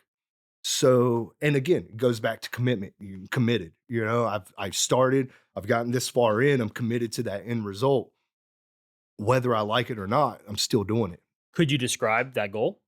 Yeah, head to toe, no skin showing. Head to toe. Head to toe. Hell yeah. How close are you? 70% I guess? I Yeah. don't know, man. Yeah. Yeah, 70%, I would say. Nowhere near where I wanna be. Sure. Yeah. So I had some questions about that. Yeah. Do you have like certain artists where you're like, I admire this person so much, I want art from them? That's where I'm pretty much sitting nowadays Yeah. is the more so like I wouldn't say idols, but people who I've looked at for inspiration and tattooers who I feel has contributed their hand or their share to the craft and where we're at today. Those are the people I want to get tattooed by nowadays. More so than, oh, I just want to have my buddy tattoo me, which was a lot of my, I'd say, collective process was getting tattooed by either, family members or, uh, friends that I worked with in the shop, that's where I'd say 90% of my tattoos came from. And now I'm at a point where I'm trying to either collect from somebody who I've looked at for reference for myself in my art or anybody who's been a good contributing factor to tattoo. Um, if it's not that, then it's literally like not even so much of who does the tat, but like the experience or not necessarily in shop tattoo. You know what I'm saying? Like for instance, you know, I just tattooed a buddy of mine. Well, I say just did. It was a few years ago and he's passed since then, but tattooed that fool right on the back of my bed of my truck, dude, in the back alley behind a bar. Nice. Like that sort of experience. That's the kind of experience I want to get tattooed in. It's memorable. Yeah, absolutely. Very cool. So you don't have to name anyone, but when you do meet with these artists that you've looked up to, is it a specific thing you're like, I've wanted this thing, or it's like, Nah, do dude, your I thing? go to them and I'm like, what do you feel like doing? This is 9 times out of 10. I'm not gonna say every time, but 9 times out of 10, you're gonna end up with the best result, best tattoo you could possibly get. Go into if you have a favorite artist, just go to them and be like, hey man, do you have something you really want to do? Right? And be open-minded. Get tattooed. You're gonna end up with the possibly the coolest thing you could get from their hand. Because it's their expression Absolutely. that they're putting into the Yep. world. It's not your expression that comes out of someone else's Exactly. hand or Yep. mouth, right? Right. And that's what I find more so that I do nowadays. I rarely have time to draw for myself. I'm always drawing for tomorrow's appointment, and on my days off, I just want to hang out with my kids and my wife. Sure. But yeah, I mean, you anything you see on my page, I'd say within the past 4 or 5 years, those aren't my ideas. I mean, yes, it's my artwork, but I am bringing other people's ideas to life, dude. So collaboratively, you know, I give I give so much appreciation to my clients and their ideas is what keeps me busy, really. So as much as you want to put out your ideas into the world, it sounds like you really love that collaborative I do. I do. um Dude, experience. that and you know, a lot of people don't understand some of the designs that say if I draw. Like I just did a design and this was for me. It was like a Virgin Mary robe and it had like 4 or 5 doves and it was like sitting on an egg, right? The fuck does that mean? I don't know, but it looks cool as fuck. And I thought it was cool and it was an expression of myself. I tried to sell that on a few people and they're like, I don't understand that. So they don't get it. You know what I'm saying? Even though it's cool imagery, they don't understand it. They have to have some sort of grasp mentally of what kind of notion or meaning it has. I try to do that with the podcast and people watching. I haven't been able to do it every time. So I love interviewing people in random places Yeah, and spaces. And I'm not going to give away any ideas because hopefully they happen in the future. yeah, So this one's obviously extremely fitting yeah. and it worked out. But imagine if I interviewed you, I don't know. I'm trying to think of something completely random, like in a gas station, right? Right? That'd be pretty random. That'd be sick. And half the time, people are like, I don't understand it. I don't get it. And that's Yeah, kind of the purpose. yeah, I find it funny. yeah. I literally, I love it. I eat it up. So I would almost love doing the opposite, and I try to do that as often as I can. Yeah. I think it just feeds to the environment. Obviously, this is your home shop. You're going to feel comfortable here, but imagine taking you into a different element. You know, Yeah. what are the odds I interviewed you in an IKEA furniture store, Yeah, right? right. That'd be pretty fun. Yeah, I probably wouldn't have shown up. And it'd be hard to convince IKEA. I don't My know if wife anyone's can't even get me to go IKEA, man. Okay, You ain't sure. gonna convince me to go to Yeah, IKEA. think of, I don't know, Ace Hardware or Home Depot. It would Yeah. it would really change the Oh, conversation. It absolutely. would change the whole vibe, 100%. right? So I think that's fun, Yeah. and that's kind of like that collaborative, creative Yeah. aspect. I mean, cool cats, this shop, dude. It's a young studio. We just opened up this past, well, I say we, my buddy John and Missy, they both opened this space up August 1st, 2025. And a few months in, it feels older than that, you know? In a good way. Yeah, Yeah. absolutely. And it's just the experience that, I mean, collaboratively here between everybody here. I mean, just me and Zach Bowden alone, that's 39 years of experience, dude. And everybody here has at least, I know John's been tattooing 10, 11, maybe 12 years.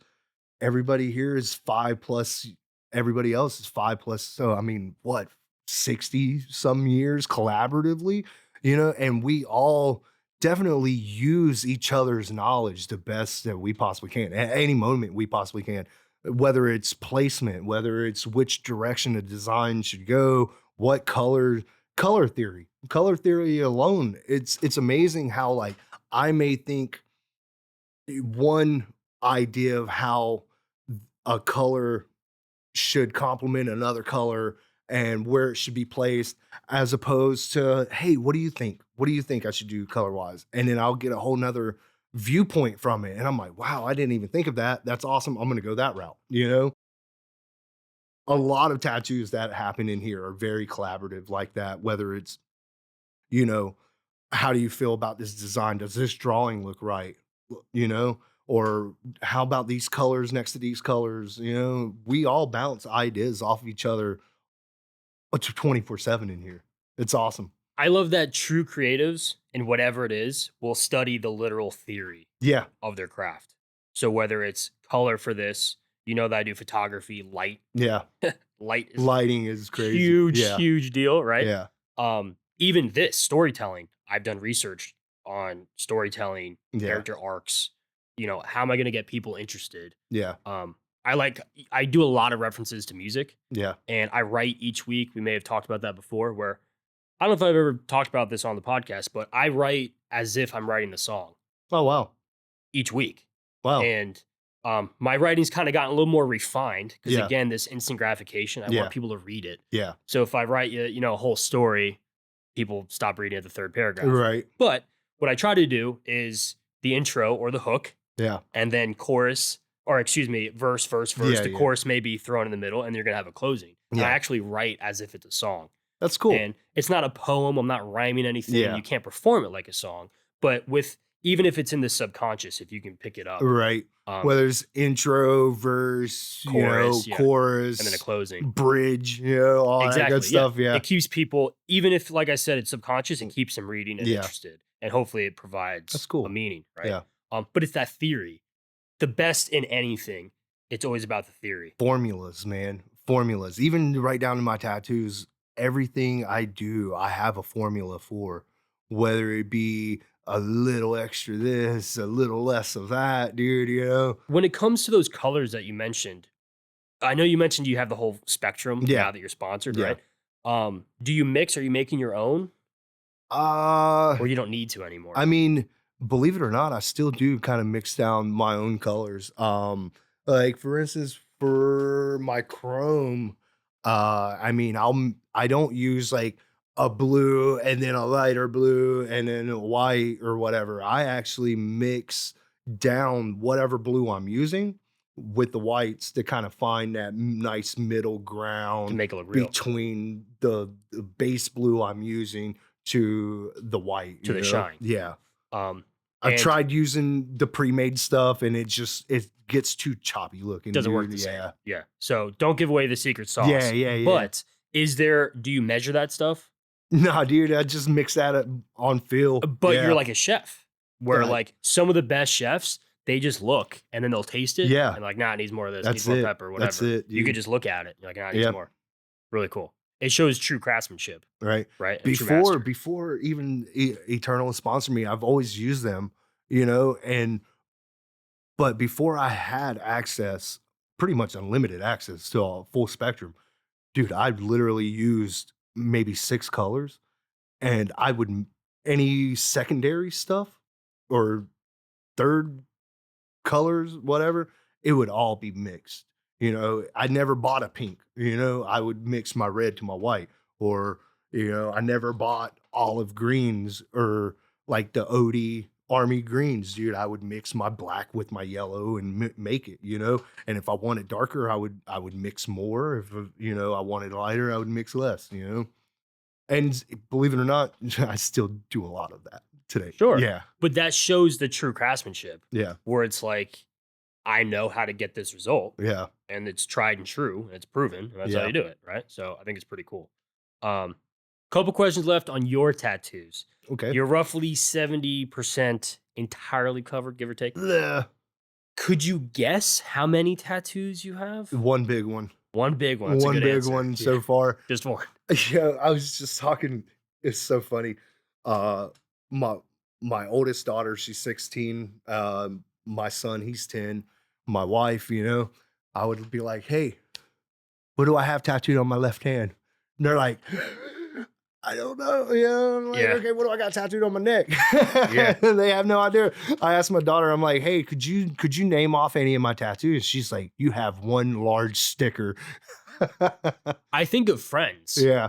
and I'll just forget. I'm like, oh, yeah, he's got like almost a Yeah. full sleeve or a Dude, full one there's or whatever. tattoos that I forget I have sometimes. I'm like, "Oh, yeah, I have that. Oh, that's Yeah. cool." And it probably brings back that experience, Oh, right? absolutely. That memory. 100%. Yeah. Very, very cool.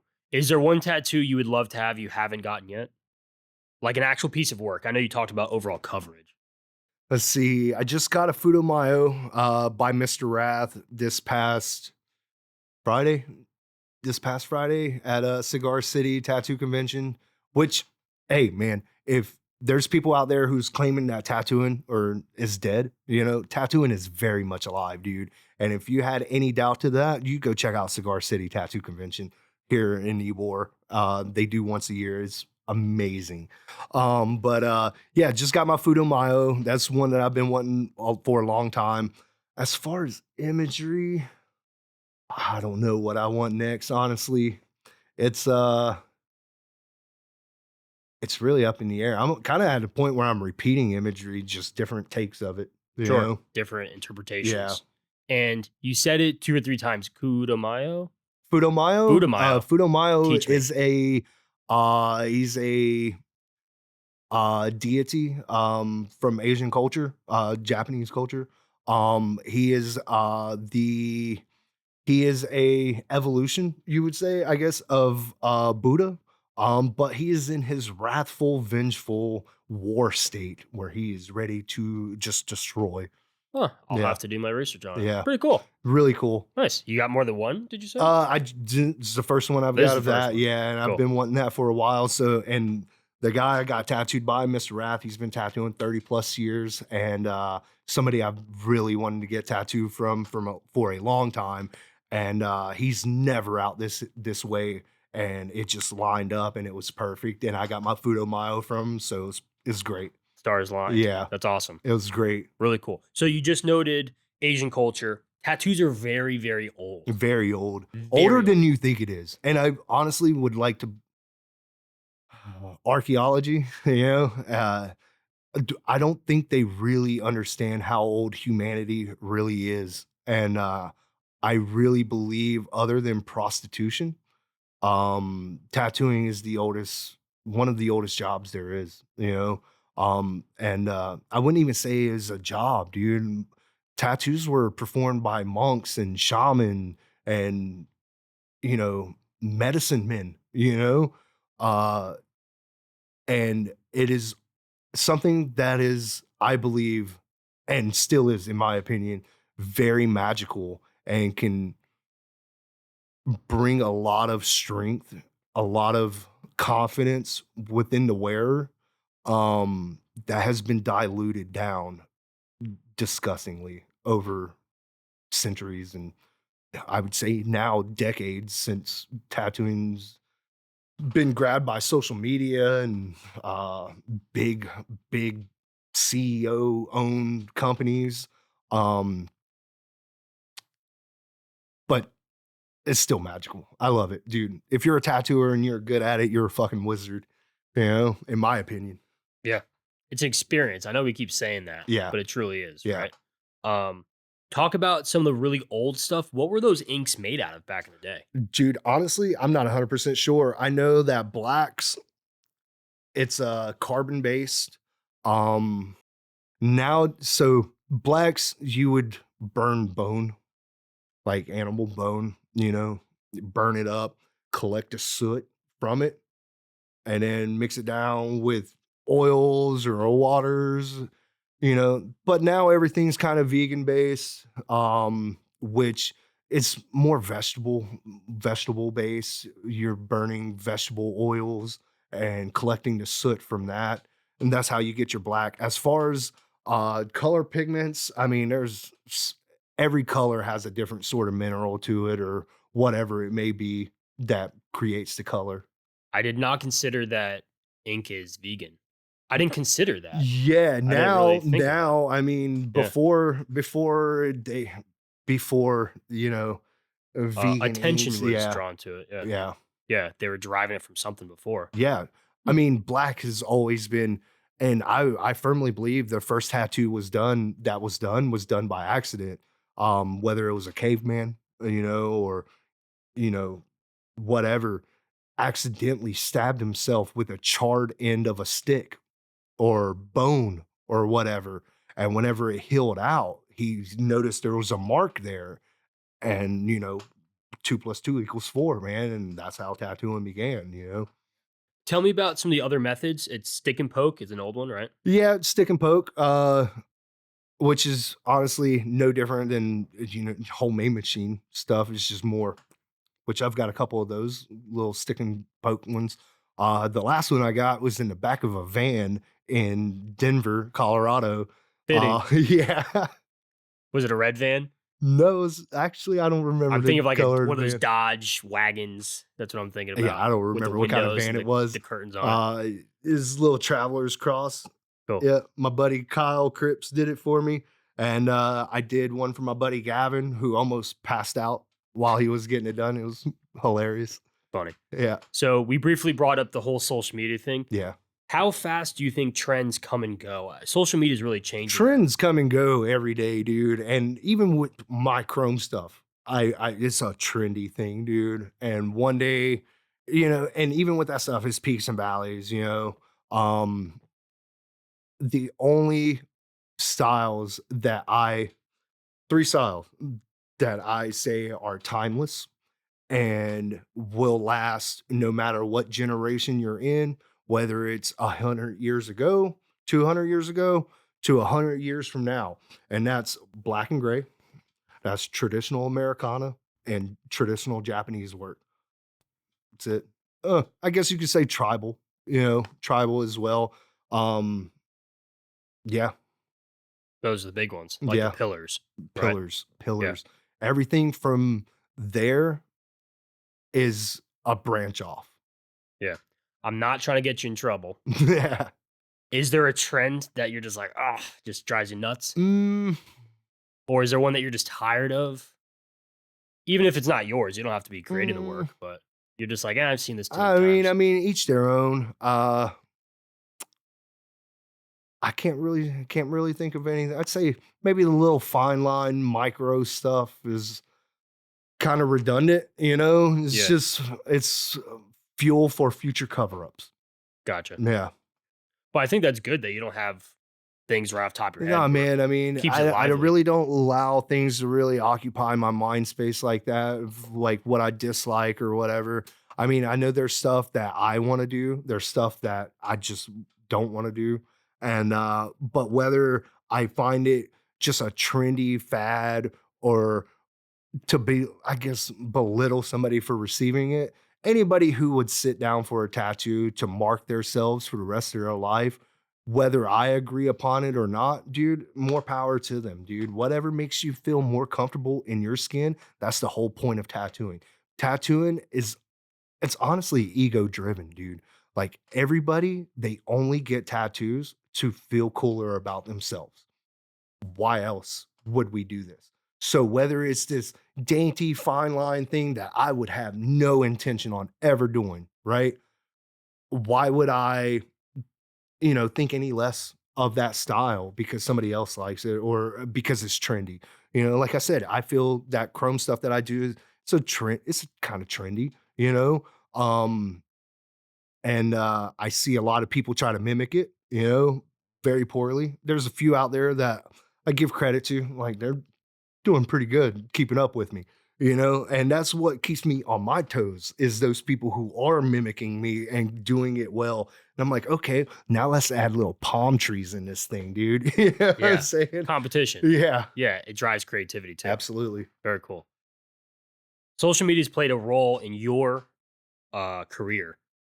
Yeah, as much as I'd hate to agree to that, it has, dude. And man, I don't understand how anybody's doing it or being successful and staying busy without contributing to the social media aspect. I mean, there's a few tattooers who's been tattooing way longer than I have, who stay busy and has been relevant since fuck it, the 80s, dude, Yeah. The who don't OGs. even have an Instagram, Sure. They dude. don't But need it. yeah, they don't need it, And a dude. lot of their clientele, it's either going to be like stories of, oh, you got to go to such and Yeah, such, and it's absolutely. passed along, Yep. or they just their status kind of Yeah. precedes them, right? One of my Supersedes them. favorite tattooers in the world, his name is Grez, and he works at Kings Ave, um, New York, I think, something like that. That dude don't have no Instagram, dude. But I know his work, and it is amazing. And if you don't know his work, you better Google him. How do you spell it? Grez, Grez. Perez, gotta look Yep. them up. Cool. Very, very neat. So we talked about social media a good amount.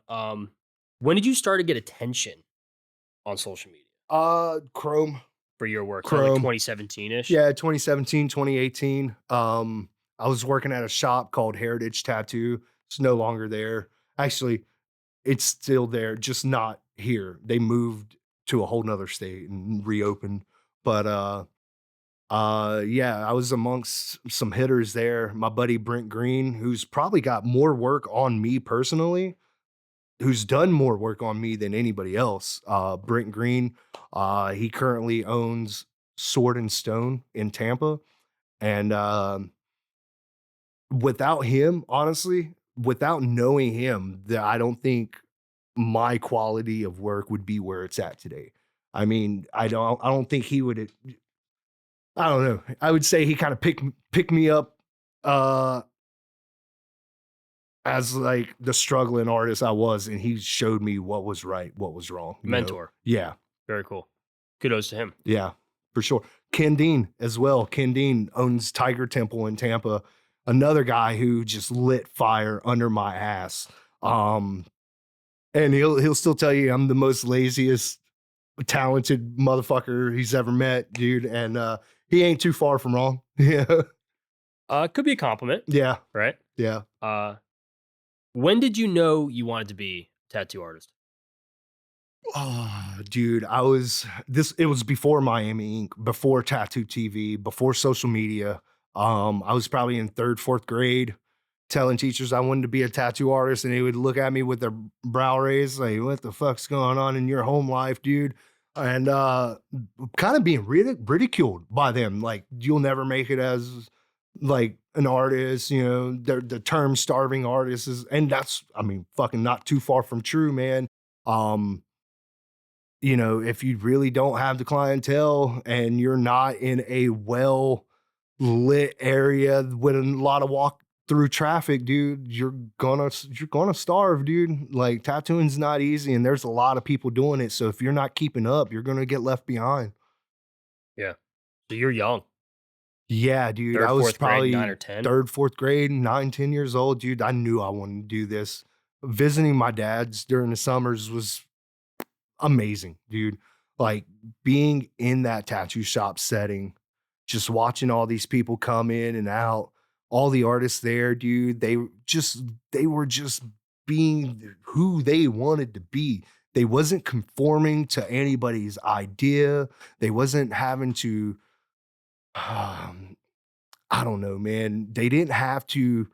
They didn't have to fake it. No, they didn't, They're dude. authentic. They were authentic, dude. They were who they wanted to be, being wherever they wanted to be, and being able to express themselves, dude. And I thought they were fucking wizards, dude. I really do. I really did. And I mean, I still do, dude. If you're a good tattooer, man, you're a fucking wizard. Yeah. So those were big influences as a kid. Yeah, absolutely. Were there influences in pop culture, TV, movie? And I'm not mentioning like, I mean, it could have been the Miami Ink show, but I'm thinking, was it like, I'm trying to think of like Rocky, but he didn't have any tattoos. But was there like Not a really. movie I that mean, wow, no, there was nothing on TV or that I can think of that you that can recall? nah, dude, it was all just my personal experiences and the people I was fortunate enough to grow up around. My mom, she had a few tattoos and I thought they were so cool. She had a Betty Boop on her tit and Playboy bunny on her ankle. And I just thought it was the coolest shit in the world, man.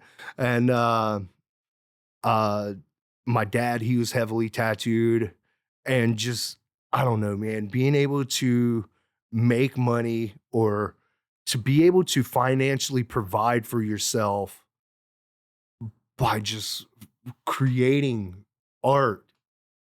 And this goes for any artist. If you're making money and you're providing, mm, your rent, your food, anything off of your hands or your artistic abilities, dude, that is the most magical shit in the world. Um, because dude, I couldn't imagine having to conform to a 9 to 5 box cubicle or having to wear certain attire. Dude, I'm just not that person. I wouldn't honestly, if I wasn't tattooing, I'd be a habitual criminal. Hands down, dude, because I would never be able to conform to what society would expect me to conform to. And that's what I always drawn me to this is like you got to be your own individual before tattooing was what it is today, dude. It was you were on the outside of society, dude. You were the out fringed of Taboo. yeah, man. And it was an expression, dude. You were separating yourself from society. You was taking a stand, kind of a protest to what society expected you to be. Nowadays, if you got a tattoo, you've had a couple $100 and you've been to a mall. Kind of sad, when it goes from that to this, it's kind of a sad thought process, but regardless, I love it. I love it, dude. I wouldn't trade it for the world. It's weird how that paradigm Yeah, occurs. crazy. You don't really TV. TV plays a role. TV did it, man. They put it on. I mean, for all the shifts and what I feel tattooing was and what it is now, for all the bad that it may have contributed to, it contributed a lot of good to it too. I'm not gonna knock it for what it did. It it really put tattooing in the forefront in people's radar, dude. People, before then it was, oh, if you got a tattoo, you're a criminal or a Biker gang. fucking yeah, dude, Yeah, you're tough guy. a fucking prostitute or Sailor. whatever, dude. Yeah. And now it's taken all that and kind of just made it normal, you know? And more people who you would not expect to be tattooed have bodysuits, bro. Very true. Bodysuits, bro. I think it's cool. I say see, you'll hear about these stories of like surgeon, Yeah, like neurosurgeon. bodysuit, dude. He walks You in, would he's never know it. gloved up, he's Yep. washed his hands 12 times, he's got the mask on, you can't see anything. Yeah. And then you see him out in the street, he's just wearing like a t-shirt and Yeah, shorts he's and just yad it up. Covered, Covered. covered, dude. Yeah.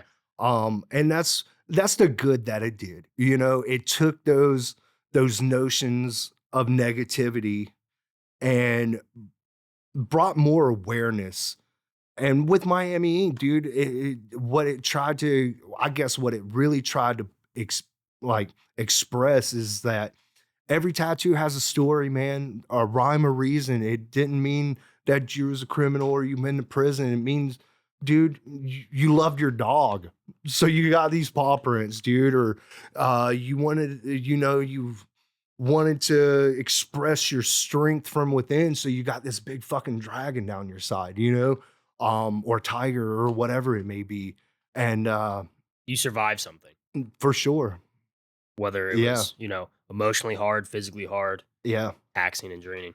But because of that, right, we've got an explosion of people who are performing these uh tattoos now, dude. I mean, just in the short amount of time that I've been tattooing, 19 years, it has doubled in the people doing tattoos. Hell, just since COVID, I would say it's doubled Such a in people weird doing it. thing. Crazy. People are just at home and they're like, "Just give me a tattoo Well, gun, what that is, man, is, a lot of people was out of work for a long time, dude, and they didn't wanna go back." go back to that, dude. They didn't wanna go back to being told, "Oh, you can't do this." Man, dude, there was well, during that shutdown, there was a lot of tattooers still tattooing, dude. I'm just gonna say that was still making all kinds of money, and people saw that, dude, you know? But yeah, people are getting their haircut somewhere, Oh, yeah, for sure. right? You'll Yep. find a way. So it's almost 20 years. How many shops have you been at? Could you name them? Not that you have to name them, but Oh, can you remember how many? honestly, probably a dozen or so. Honestly, whenever I find a place I like, dude, I tend to stay there for a while until I'm ready to move on, Yeah, or if I feel I've kind of exceeded what I could learn from the room, you yeah. know? Again, it's about that collaboration, and it's an experience too, right? Yeah. Like it's kind of like an evolution or Yep. growth. So really cool. I did ask you off camera, but I'm gonna ask you again. Would Yeah. you ever own your own shop? I mean, it's not out of the question. I don't see it in the foreseeable future. Um, the whole idea of tattooing for me was the beauty in it was the idea that if I wanted to pick up now and go to fucking Japan, I could and go work. If I wanted to pick up now and go San Diego, dude, I could. New York, I could. Having a shop, it's kind of an anchor, dude, because if you're not there, who's there to make sure things are functioning as they should, you know? And other tattooers are very unreliable people, man. And I just never really wanted the headache. The older I'm getting, the more I'm considering it. Cause I mean, dude, I found this place in Florida, dude, and I don't want to leave it. I don't think I want to leave it. If I do leave it, I'm leaving the country and I'm not gonna stay gone, that's for sure. You know? Well, a lot of it, not only freedom of expression with the art, but it's freedom of life where you Yeah. could you could travel, you can go Dude, somewhere and stuff like that. tattooing will take you wherever you wanted to go. Has it taken you anywhere fun? Cool? I've been all kinds of fun places, cool places. Um, I've never left the country, and that's due, honestly, starting family young.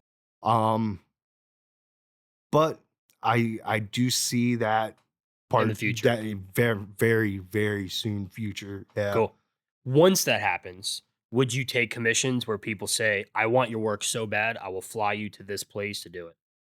I mean, dude, honestly, that's kind of where I'm at now, where I don't really even have to go anywhere. People fly to me. Dude, I've Which is had people awesome. fly from Australia, from Germany, from England, from Ireland. Did I say Germany? Germany, Yeah. like I've had people from all over the place. I had one guy come from Australia and he didn't really specify what he did for the government, but he worked within the government ranks of Australia and he had 9 weeks paid vacation, right? And he traveled to a new country once a week. you know? And when he came to America, he got a chrome drip piece from me for his America visit, dude. And I thought it was the coolest shit in the world. That's super dope. Yeah. Very, very cool. Uh, why is art and expression important to you? Dude, I mean, what a picture says 1,000 words, man, you know? How many does a tattoo say? It's, whatever you want it to say, you Million know? words. It could say whatever you want it to say, dude. Um, you know, if you want to express strength or take a totem of, whatever, there's an imagery that fits it. You don't just tattoo, you paint I paint. and you Yep. sell prints, Sell prints. right? Yep. And you also make music. I do make music. We'll touch that in just a bit. Mm. Tell me about your painting. Well, I primarily use watercolor. And the way I paint is like tattoo flash, man. Um, what you would think tattoo flash would be is how I paint. How often do you sell prints? Um, I'll make a design, and whenever I do make a design that I'm ready to print, I only do limited runs on it, 20 at most. That way I kind of keep it limited, dude, and whoever has a piece of it, they have something, it's not something that's just watered down. That's cool. What inspires you to create in so many ways? Mm, I don't even know what the drive force is behind it. It's just, it's kind of like an itch in the brain that if you don't get it out, it'll kind of just keep itching and you got to scratch it, man. You eventually got to scratch it. My way of scratching it is to get it out of me.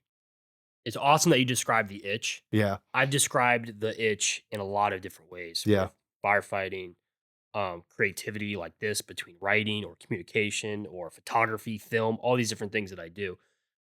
But that's the best way to describe it is this It's itch. itching in your brain, dude. It's this innate, I can't describe it. No, there's no way to describe it. It's kind of like getting a tattoo, right? I can sit here and try to describe what a tattoo feels like, but none of it really touches what it feels like until you sit for it, The you know? experience. And that's the same thing about that itch, man. It's like it's there, and if you don't get it out, it will drive you crazy. Can people commission your paintings? No, No. no. Whenever it comes to my original art, um, like on paper, I do that for me. I don't do that for you. If you want something for you, you get tattooed. Um, I I feel like I don't really put enough time into creating art on paper that I'm willing to just let it go. Even if you'd commission me for it, right? It would be hard for me to let go of it Do you know why? Tell me why. because I feel like I don't get the opportunity to do it often. And that would be something that I would much ideally leave behind for my children as opposed to handing it off to you for God knows For whatever to money. happen to it, dude, or money, dude. I mean, I- when it comes to this, I don't, it's weird to say, but I care less about the money aspect to it. It's, it's my love, man. I love this stuff. And my original art is like my babies, dude. It'd be like asking me to sell one of my kids, dude. I'm not doing that, that's mine, and if it's not mine, it's my children's. And then they want to part ways with it, they can part ways with it however they like to do it. Um, Whereas if I spend any time creating some sort of art for you, how much do you really value that art? What's going to come of that art after you're gone? At least whenever I leave here, I know what's to come of my art or my originals. It's going to go to my kids. Whatever they do with it from there, that's on them. But I know where it will end up, and it'll end up in their hands. Whatever they do with it from there, that's on them. But I know where it'll end up, and that's in their hands, in their lap. Beautiful. Yeah. Would you like to explore a different type of art like sculptures or like a different physical? Um, if anything, honestly, there's really not. I've pretty much touched base with any sort of visual arts, man. I'd just rather keep it to paper, dude. I mean, I have no knowledge when it comes to sculpting or any of that. I mean, I mean, it's a cool idea. Nothing I'm really intrigued to try to do. If anything, when it comes to, I guess, a different form of visual art would be more wood cutouts, you know? That'd be cool. Yeah. How big would it be? I mean, any size. Cool. Like Yeah. chainsaw type stuff? No, not nothing like that, and this is still me putting paint to design Okay. on wood and cutting it out to the shape. I Cool. wouldn't, like, try to sculpt cut, you know? Yeah. That'd be neat. Yeah. How does music influence your tattooing?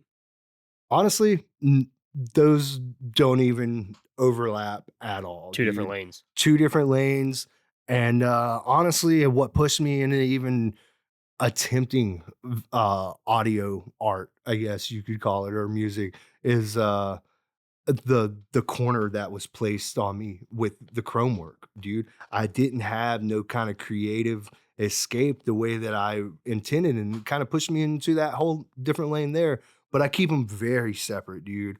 Like, I don't really I don't know. I guess I just haven't found an overlaying, commonality between the 2. Sure. I was just thinking about music you listen to, stuff that you Yeah, I mean, enjoy. I definitely oh, man, I listen to music. I listen to a lot of music. Does that inspire you creatively? It helps keep me outside of my head and overthinking things.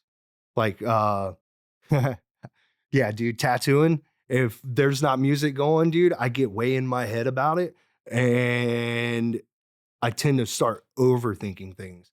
But with that music going, it kinda shuts that off, dude, and allows it to just free flow, you know? I want to describe it as white noise, not to disrespect the music, but it's able to just kind of keep you in that flow state where, Yeah, right? absolutely. Yeah. Dude, and tempo of music will change how I approach or how quickly I can get something done. If I'm listening to some elevator music, dude, I'm gonna wanna go to sleep and we're gonna move slower. Now, if we're listening to some fucking tempo, dude, get it going, I can knock some stuff out pretty quick. Will you change the music depending on what you need to do for the art? Absolutely. You will. That's cool. Absolutely. But, whether it be, hip hop to dude, I listen to all music, dude. Like, my like list on Spotify is all over the place, dude. We'll go from hip hop to blues to Appalachian folk music to R&B to EDM to techno to whatever, dude. If Yeah. it's got a vibe and it's got a nice pace to it, that's where I'm at. You kind of answered it when you felt you were getting cornered into that chrome drip Yeah. only. Yeah. When you were only viewed as that, you had to express yourself Somewhere in a else. different way. Yeah. And you found music. Yep. So you kind of answered how you can get away from writer's block or creative block, however Yep. you want to word it. Are there any other ways that you do that? Uh, y dude, just so, like, for writer's block, dude, just journaling, just write. Dude, just start writing how you fucking feel, dude. Get that going, dude, and next thing you know, dude, you're out of it. Same thing with drawing, dude. You're in drawer's block, just start drawing shapes. Just start scribbling. Start creating like puppet or shadow puppet figures, dude, and then fucking draw in, Gets your create mind something going. out of it. Yep. So you happen to go like this with your left hand. Do Yeah. you physically write your music? Do you write or your poetry or your journals? I mean, Or is it typing or is it talk to text? on the phone, dude. Okay. Yeah. I'll throw like a beat or whatever into my notes and play it and start writing to it. Right Gotcha. there. Yep. Because I've interviewed all sorts of people. Yeah. Obviously, it's a generational thing Yeah. about how often we're typing or if Yeah. we're writing. Um, But I completely agree with you as long as it's coming out Out of as long as it's coming out your of you, psyche. because, dude, there's been so many times, dude, where I'll have an idea. If you don't get it out of you, dude, it's gone. You'll forget about it, dude. Or better yet, you can come up with a really cool idea and you manifest it, but you don't get it out. And the next thing you know, somebody else is coming out with it, and you're like, what the fuck? I thought of that first, you know? So I love talking about Rick Rubin. He's got his own podcast Oh, called really? Tetragrammaton. Yeah. Awesome. Phenomenal podcast. Comes out once a week. I read his book. It's called The Creative Act, A Way of Being. Right. Should have brought it with me. It's really Yeah. cool. You would love the book. Yeah. He breaks every rule. What's it called? The Creative Act, A Way of Being. Okay. And it's a beautiful book. It's awesome. I've listened to people ask him questions about the book. They'll interpret it in all different ways. So if I were to describe the book, it's gray and it's like a burlappy material. Right. It's not like a normal book. Yeah. It has like a texture, right? Yeah. And it has a circle and a dot in the middle. When I saw it, I thought, "Oh, that's easy. That's like an album, like Yeah. a vinyl, because he produces music, right?" Yeah. He has a completely different interpretation. Oh, wow. And he lets people interpret it. He's like, you could look at it as the alchemy symbol, whatever that alchemy Yeah, symbol yeah, I was. know exactly what you're talking about. And then someone else could interpret as like you could fill that being, that void or whatever. Yeah. And then on the flip side, it's empty. So like you start with it and then you finish in a different way. There's different ways to interpret it. It's cool. Right. But in that book, he talks about creativity. And when he breaks all these rules, what I found is so cool. If you go the traditional publishing route, the editors and, you know, the people at B, they'll be like, oh, you need to have this many paragraphs to be a chapter, whatever. He Yeah. broke every rule. He's like, if there's 3 paragraphs to this whole chapter, I got my idea out, Yeah. and that's it. Dude, right? that's it. And what he describes it as antennas. Like everyone has an antenna. And I could see that. he Yeah. describes the greater existence as the source. He likes to use that word, the source. The Akashka record. I don't know what that is. So I'll have to that is research. well, I could be saying it wrong. Sure. But the idea is that there's a source of all information provided by the universe. And there's ways to tap into it, which there's stories that Nikola Tesla, he would tap into this source. And that's where all inspiration, Da Vinci, same thing, dude. He taps into this source in his library of everything, of all possible ideas, all possible everything gathered in the universe. And there's a way to tap into this, you know? With Tesla, it was lack of sleep. It was how his sleep patterns, you know? Same thing with, was it Edison, Thomas Edison? He would sleep. And what I mean, his sleep pattern, he would take like 4 20-minute naps a day, you know, and the rest he's awake, dude. And what he was able to accomplish was breaking that veil of dream state and awaken, of consciousness. And somehow, you know, and that's how we ended up with fucking light bulbs. And do you know about Salvador Dali? Yeah. He's got unbelievable, like 5 miles from here, he's got Yeah. his museum in Yep. downtown St. Pete. He would sleep sitting upright in a chair. Do you know this? Yeah. He would sleep with a key in his hand. Yeah. And as he would nod off, he would drop the key. That Edison would do a spoon. It would wake him up. Drop in and hit play, and he'd wake up. And then Dali would wake up and he'd paint whatever he was dreaming of. Yeah. Pretty brilliant. And there's Crazy. lucid dreaming. Yes. And there's different ways, tips and tricks. I did that in high school when I was taking. Dude, I've tried that. And I can't, dude. I can't. I love my sleep far too much for that, dude. And I don't know. I just can't get into that rhythm. About that third 20-minute nap, bro, I'm fucking out, bro. Yeah. I don't give a fuck. There could be nuclear bombs going off, dude. You're I wouldn't sleeping. wake up. Nope. So lucid dreaming's cool. It's been a long time since I've done it, but it has to do with the sleep cycle. Yeah. You kind of have to predict when you're going to fall asleep Yeah. and then predict the sleep cycles. And then hopefully you can predict when to wake you up. Yeah. Because it depends. If you wake up in the wrong part of the sleep cycle, Yeah. that's why you don't remember the dream. Yeah. Or you wake up tired even though you were sleeping. But just to finish that thought with Rick Rubin, his concept, not that it's his concept, but Yeah. what he described is everyone has an antenna. For sure. And it's up to you if you want to receive it. And then if you receive it, it's up to you if you want to help get out to the world. Get it out to the world. Because if you don't, like you said, you'll think you have this idea and you don't act on it, and then someone else came up with Yep. that dope tattoo, Yep. and then you feel like you were not that you were robbed, but it wasn't you. You Well, didn't get to be the messenger. you got caught slipping, dude. You got You caught know, slipping. you Yeah. got caught slipping, dude. You should have fucking put it out when you had it. And I feel that with these, Yeah. where it's like I'm not aware of someone that recorded in a skating rink. Right. I'm not aware of it. It could have happened Yeah. somewhere. Someone could have done it. I wanted to do it. Yeah. And Astro Skate, another 20 minutes down the road, they're like, yeah, we'll turn the lights off on the Dude, neon I want lights. to be the first person to tattoo in outer space.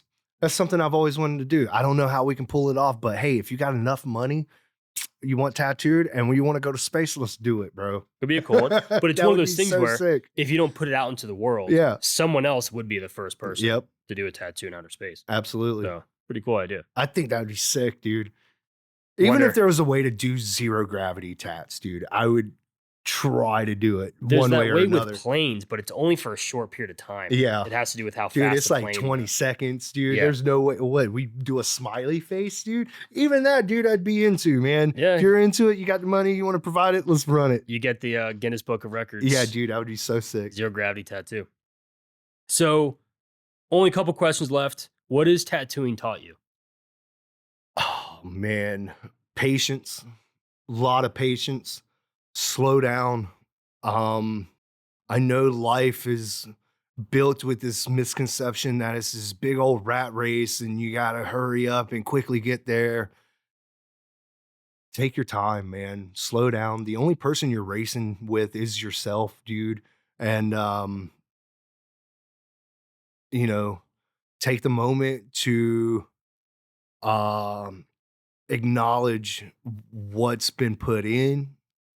Take the moment to button up what needs buttoned up, cross what T's needs crossed, dot what I's need dotted, and just enjoy yourself, man. You can't take life too seriously. I draw goofy pictures on people for a living, dude. I get paid money to doodle on people. Life is not that serious. Enjoy it while you have it. You know, whether reincarnation is real or not, you don't know. So until that's proven, dude, all you know is you got one run at this thing. Take your time, enjoy it, look around, have fun, and love yourself, man. You know, and it's, again, only reason people get tattooed, man, is to feel cooler about themselves because they take that moment to love themselves enough to treat themselves to whatever it may be for themselves. Love yourself more. Take your time. That's it. Great advice. So, may have told you beforehand, I write all my notes in field notes. They're a Yeah. brand I really want to support. They're made in the US, which I think makes them even cooler. Yep. I give every guest their own field notes. Ah, sick. I don't know if I told you that. So, No, I didn't know that. yours right behind me, it's different. Oh, that's sick. I hope you like it. Yeah. So a lot of them, this is like their OG one, and then their other one's kind of like brown, like an old school. They team up with people. Whoops. Jason Isbell, he's a musician. Okay. You may have Yeah. heard of him. Really cool. So this was based off his notebook, and they actually took prints from That's it. cool, man. Pretty cool. Yeah. They'll do exclusive collabs, and a lot of times they come out with three, like a 3-pack. So one of them's That's like cool. birds. He had a 3-pack. Sounds for you. Oh, thank you so much, Yeah, man. man. I thought it was cool. It reminded me This of right here has definitely inspired me to put stuff on more tangible paper than all this digital stuff. Dude, I can't tell you how many things I've lost because it's been on digital platforms, dude. I don't know if you know, but these iPads, dude, I'd say 90% of tattooers, they use Procreate, right? Procreate, it's awesome, man. It makes the process of drawing or from start to finish a much streamlined, shorter time input process. The thing is, dude, is if you lose that Procreate app, dude, or you end up having to get a new iPad or whatever, dude, none of those designs transfer over. There is no backup for that shit at all, dude. I have lost hundreds of designs because of that. And stuff that so much that I can't even remember all of it, dude. So there's no recreating it, you know? Same thing, you know, with my notepad on my phone, you know, and there's been so many things that or like my pocket would accident or I leave my phone on, put it in my pocket and it'll open it up and delete it all, dude. Yeah, dude. So, dude, as a tattooer, when you make a cool design, I highly suggest printing it out and putting it in a book. Don't just leave it on that pad because there's always a possibility that you're going to lose everything. And I'm saying that for my own because I still don't do that and I need to do that. It's true. Yeah, I find I'm trying to force myself. I handwrite that's every awesome. note. And that's respectable, dude. I You know, appreciate it. It takes time. I bet it It does. takes time. And it's different. I want to say they're like fingerprints Yeah. when you see your own handwriting. Yep. Where if Jason was here, he could see that book and be like, that's Yeah. his literal handwriting. You pick out yours, you would pick out your dad's Oh, yeah. handwriting. You could just tell, especially people you grew up with, right? Yeah. Like my parents are school teachers. I could walk into 20 schools. I could walk to every room. I could tell you which one's my dad's handwriting Wow. or my That's mom's. awesome. I could just, That's great. it's just like it's in me because I grew up going to schools Yeah. because they're school teachers. So I Yeah. get there early. I'm at school all day. Then Yeah. I got to wait for them to drive me home. You know, I'm 10 years old, can't go anywhere. So all I see is just teachers, handwriting, you know, all that stuff.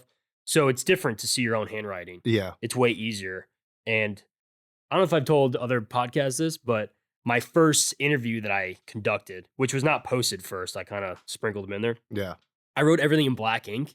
So as we're going, I look down, I'm like, oh my God, it's overwhelming. Yeah. So I literally go black and blue Oh, wow. to change. So I Nice. literally knew where I had ideas to change the Yeah, subject. that's cool. It's way easier. It's like a visual cue. Right. So I want to encourage people to physically write. You can't kill this thing. You can get it wet. Yeah. You can set it on fire. Yeah. But other than that, it's going to exist. It's there, man. Yeah. You know, unless So- it's destroyed or, you know, lost in a landfill somewhere, dude, like it's exists. there. It's always going to be there. So I want to encourage that. So I hope that can Well, thank you so help much, inspire you. man. Of I course, man. appreciate that. So I want to give a huge thank you to Cool Cat Tattoos in St. Pete, Florida. Yep. It's north of downtown. You could take 19, splits off to 34. Yep. Super dope place. How many artists are here? There is 6 artists here and 1 dumbass apprentice.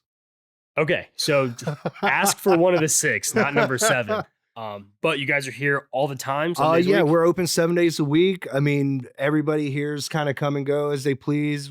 Most of us are appointment only, but we always do try to find time, at least one of us, to take walk-ins, dude. So if you're that person who wants to shoot for a walk-in, just come on in. Just walk in. Don't call. Just come in, dude. We'll all appreciate that much better than you calling. Cool. So before the final question, I do have to ask everyone, if you enjoyed the show, check out Chazz on Instagram, give him a follow. If you enjoy the show, consider subscribing, liking, share it. I want to joke around with fax people. Fax them your favorite episode, put it on Tumblr, or I don't know, does Tumblr still exist? Put on Right. Vine. It really helps me out. The more that people see these, I'm putting this out into the world for people to enjoy it. Yeah. You know, I could have this dope ass conversation with you and not record it. Yeah. And I still got the conversation. You Right. still got the experience. Yep. But if I record it and share it, I put it on the internet, you guys can enjoy it forever. And that's the whole point of the show. So please consider doing that. Final question. My dad's greatest advice to me, his lesson is to never waste a mistake. And I describe it every episode. Man, that's such a good one. It's a good dude. one. The reason it's so important to me, he didn't tell me as a kid, never waste your mistake. Yeah. It was anyone's mistake. Anybody's I mistake. can learn from my dad, Absolutely. my mom, the other teachers at the school, when I'm playing sports, anyone else, Yep. yourself included. So the final question for every guest, what is one mistake you have not wasted? Oh, that's a tough one. One mistake that I have not wasted. Uh, for me is just being a good dad, dude, being a good person. And fuck, that's a tough one. That's a put on a spot question there. Um, yeah, man, just love each other, dude. You know, I mean, there's so many people out there who constantly out there to vengefully hurt each other or be spiteful to each other. And dude, just take a moment, love each other, love yourself. That's it. because it's easy to make the mistake of falling into that trap Oh, of absolutely, being dude. spiteful, and everyone's guilty of it. Oh, for sure, But dude. if we can Anger learn, is a very common emotion and it's natural. And so is hate. Hate is a very natural thing, dude. And, if we can just take a moment and try to put yourself in the other person's shoe or whoever you may have hard feelings against, man, maybe you may find some sort of common ground and some sort of reasoning. Just love each other, man. There's not enough love in this world. Love each other more. Chaz, been a Tom, pleasure, man. it's absolute pleasure, brother. Get over here. Appreciate you. Thank you so much. Yes, sir.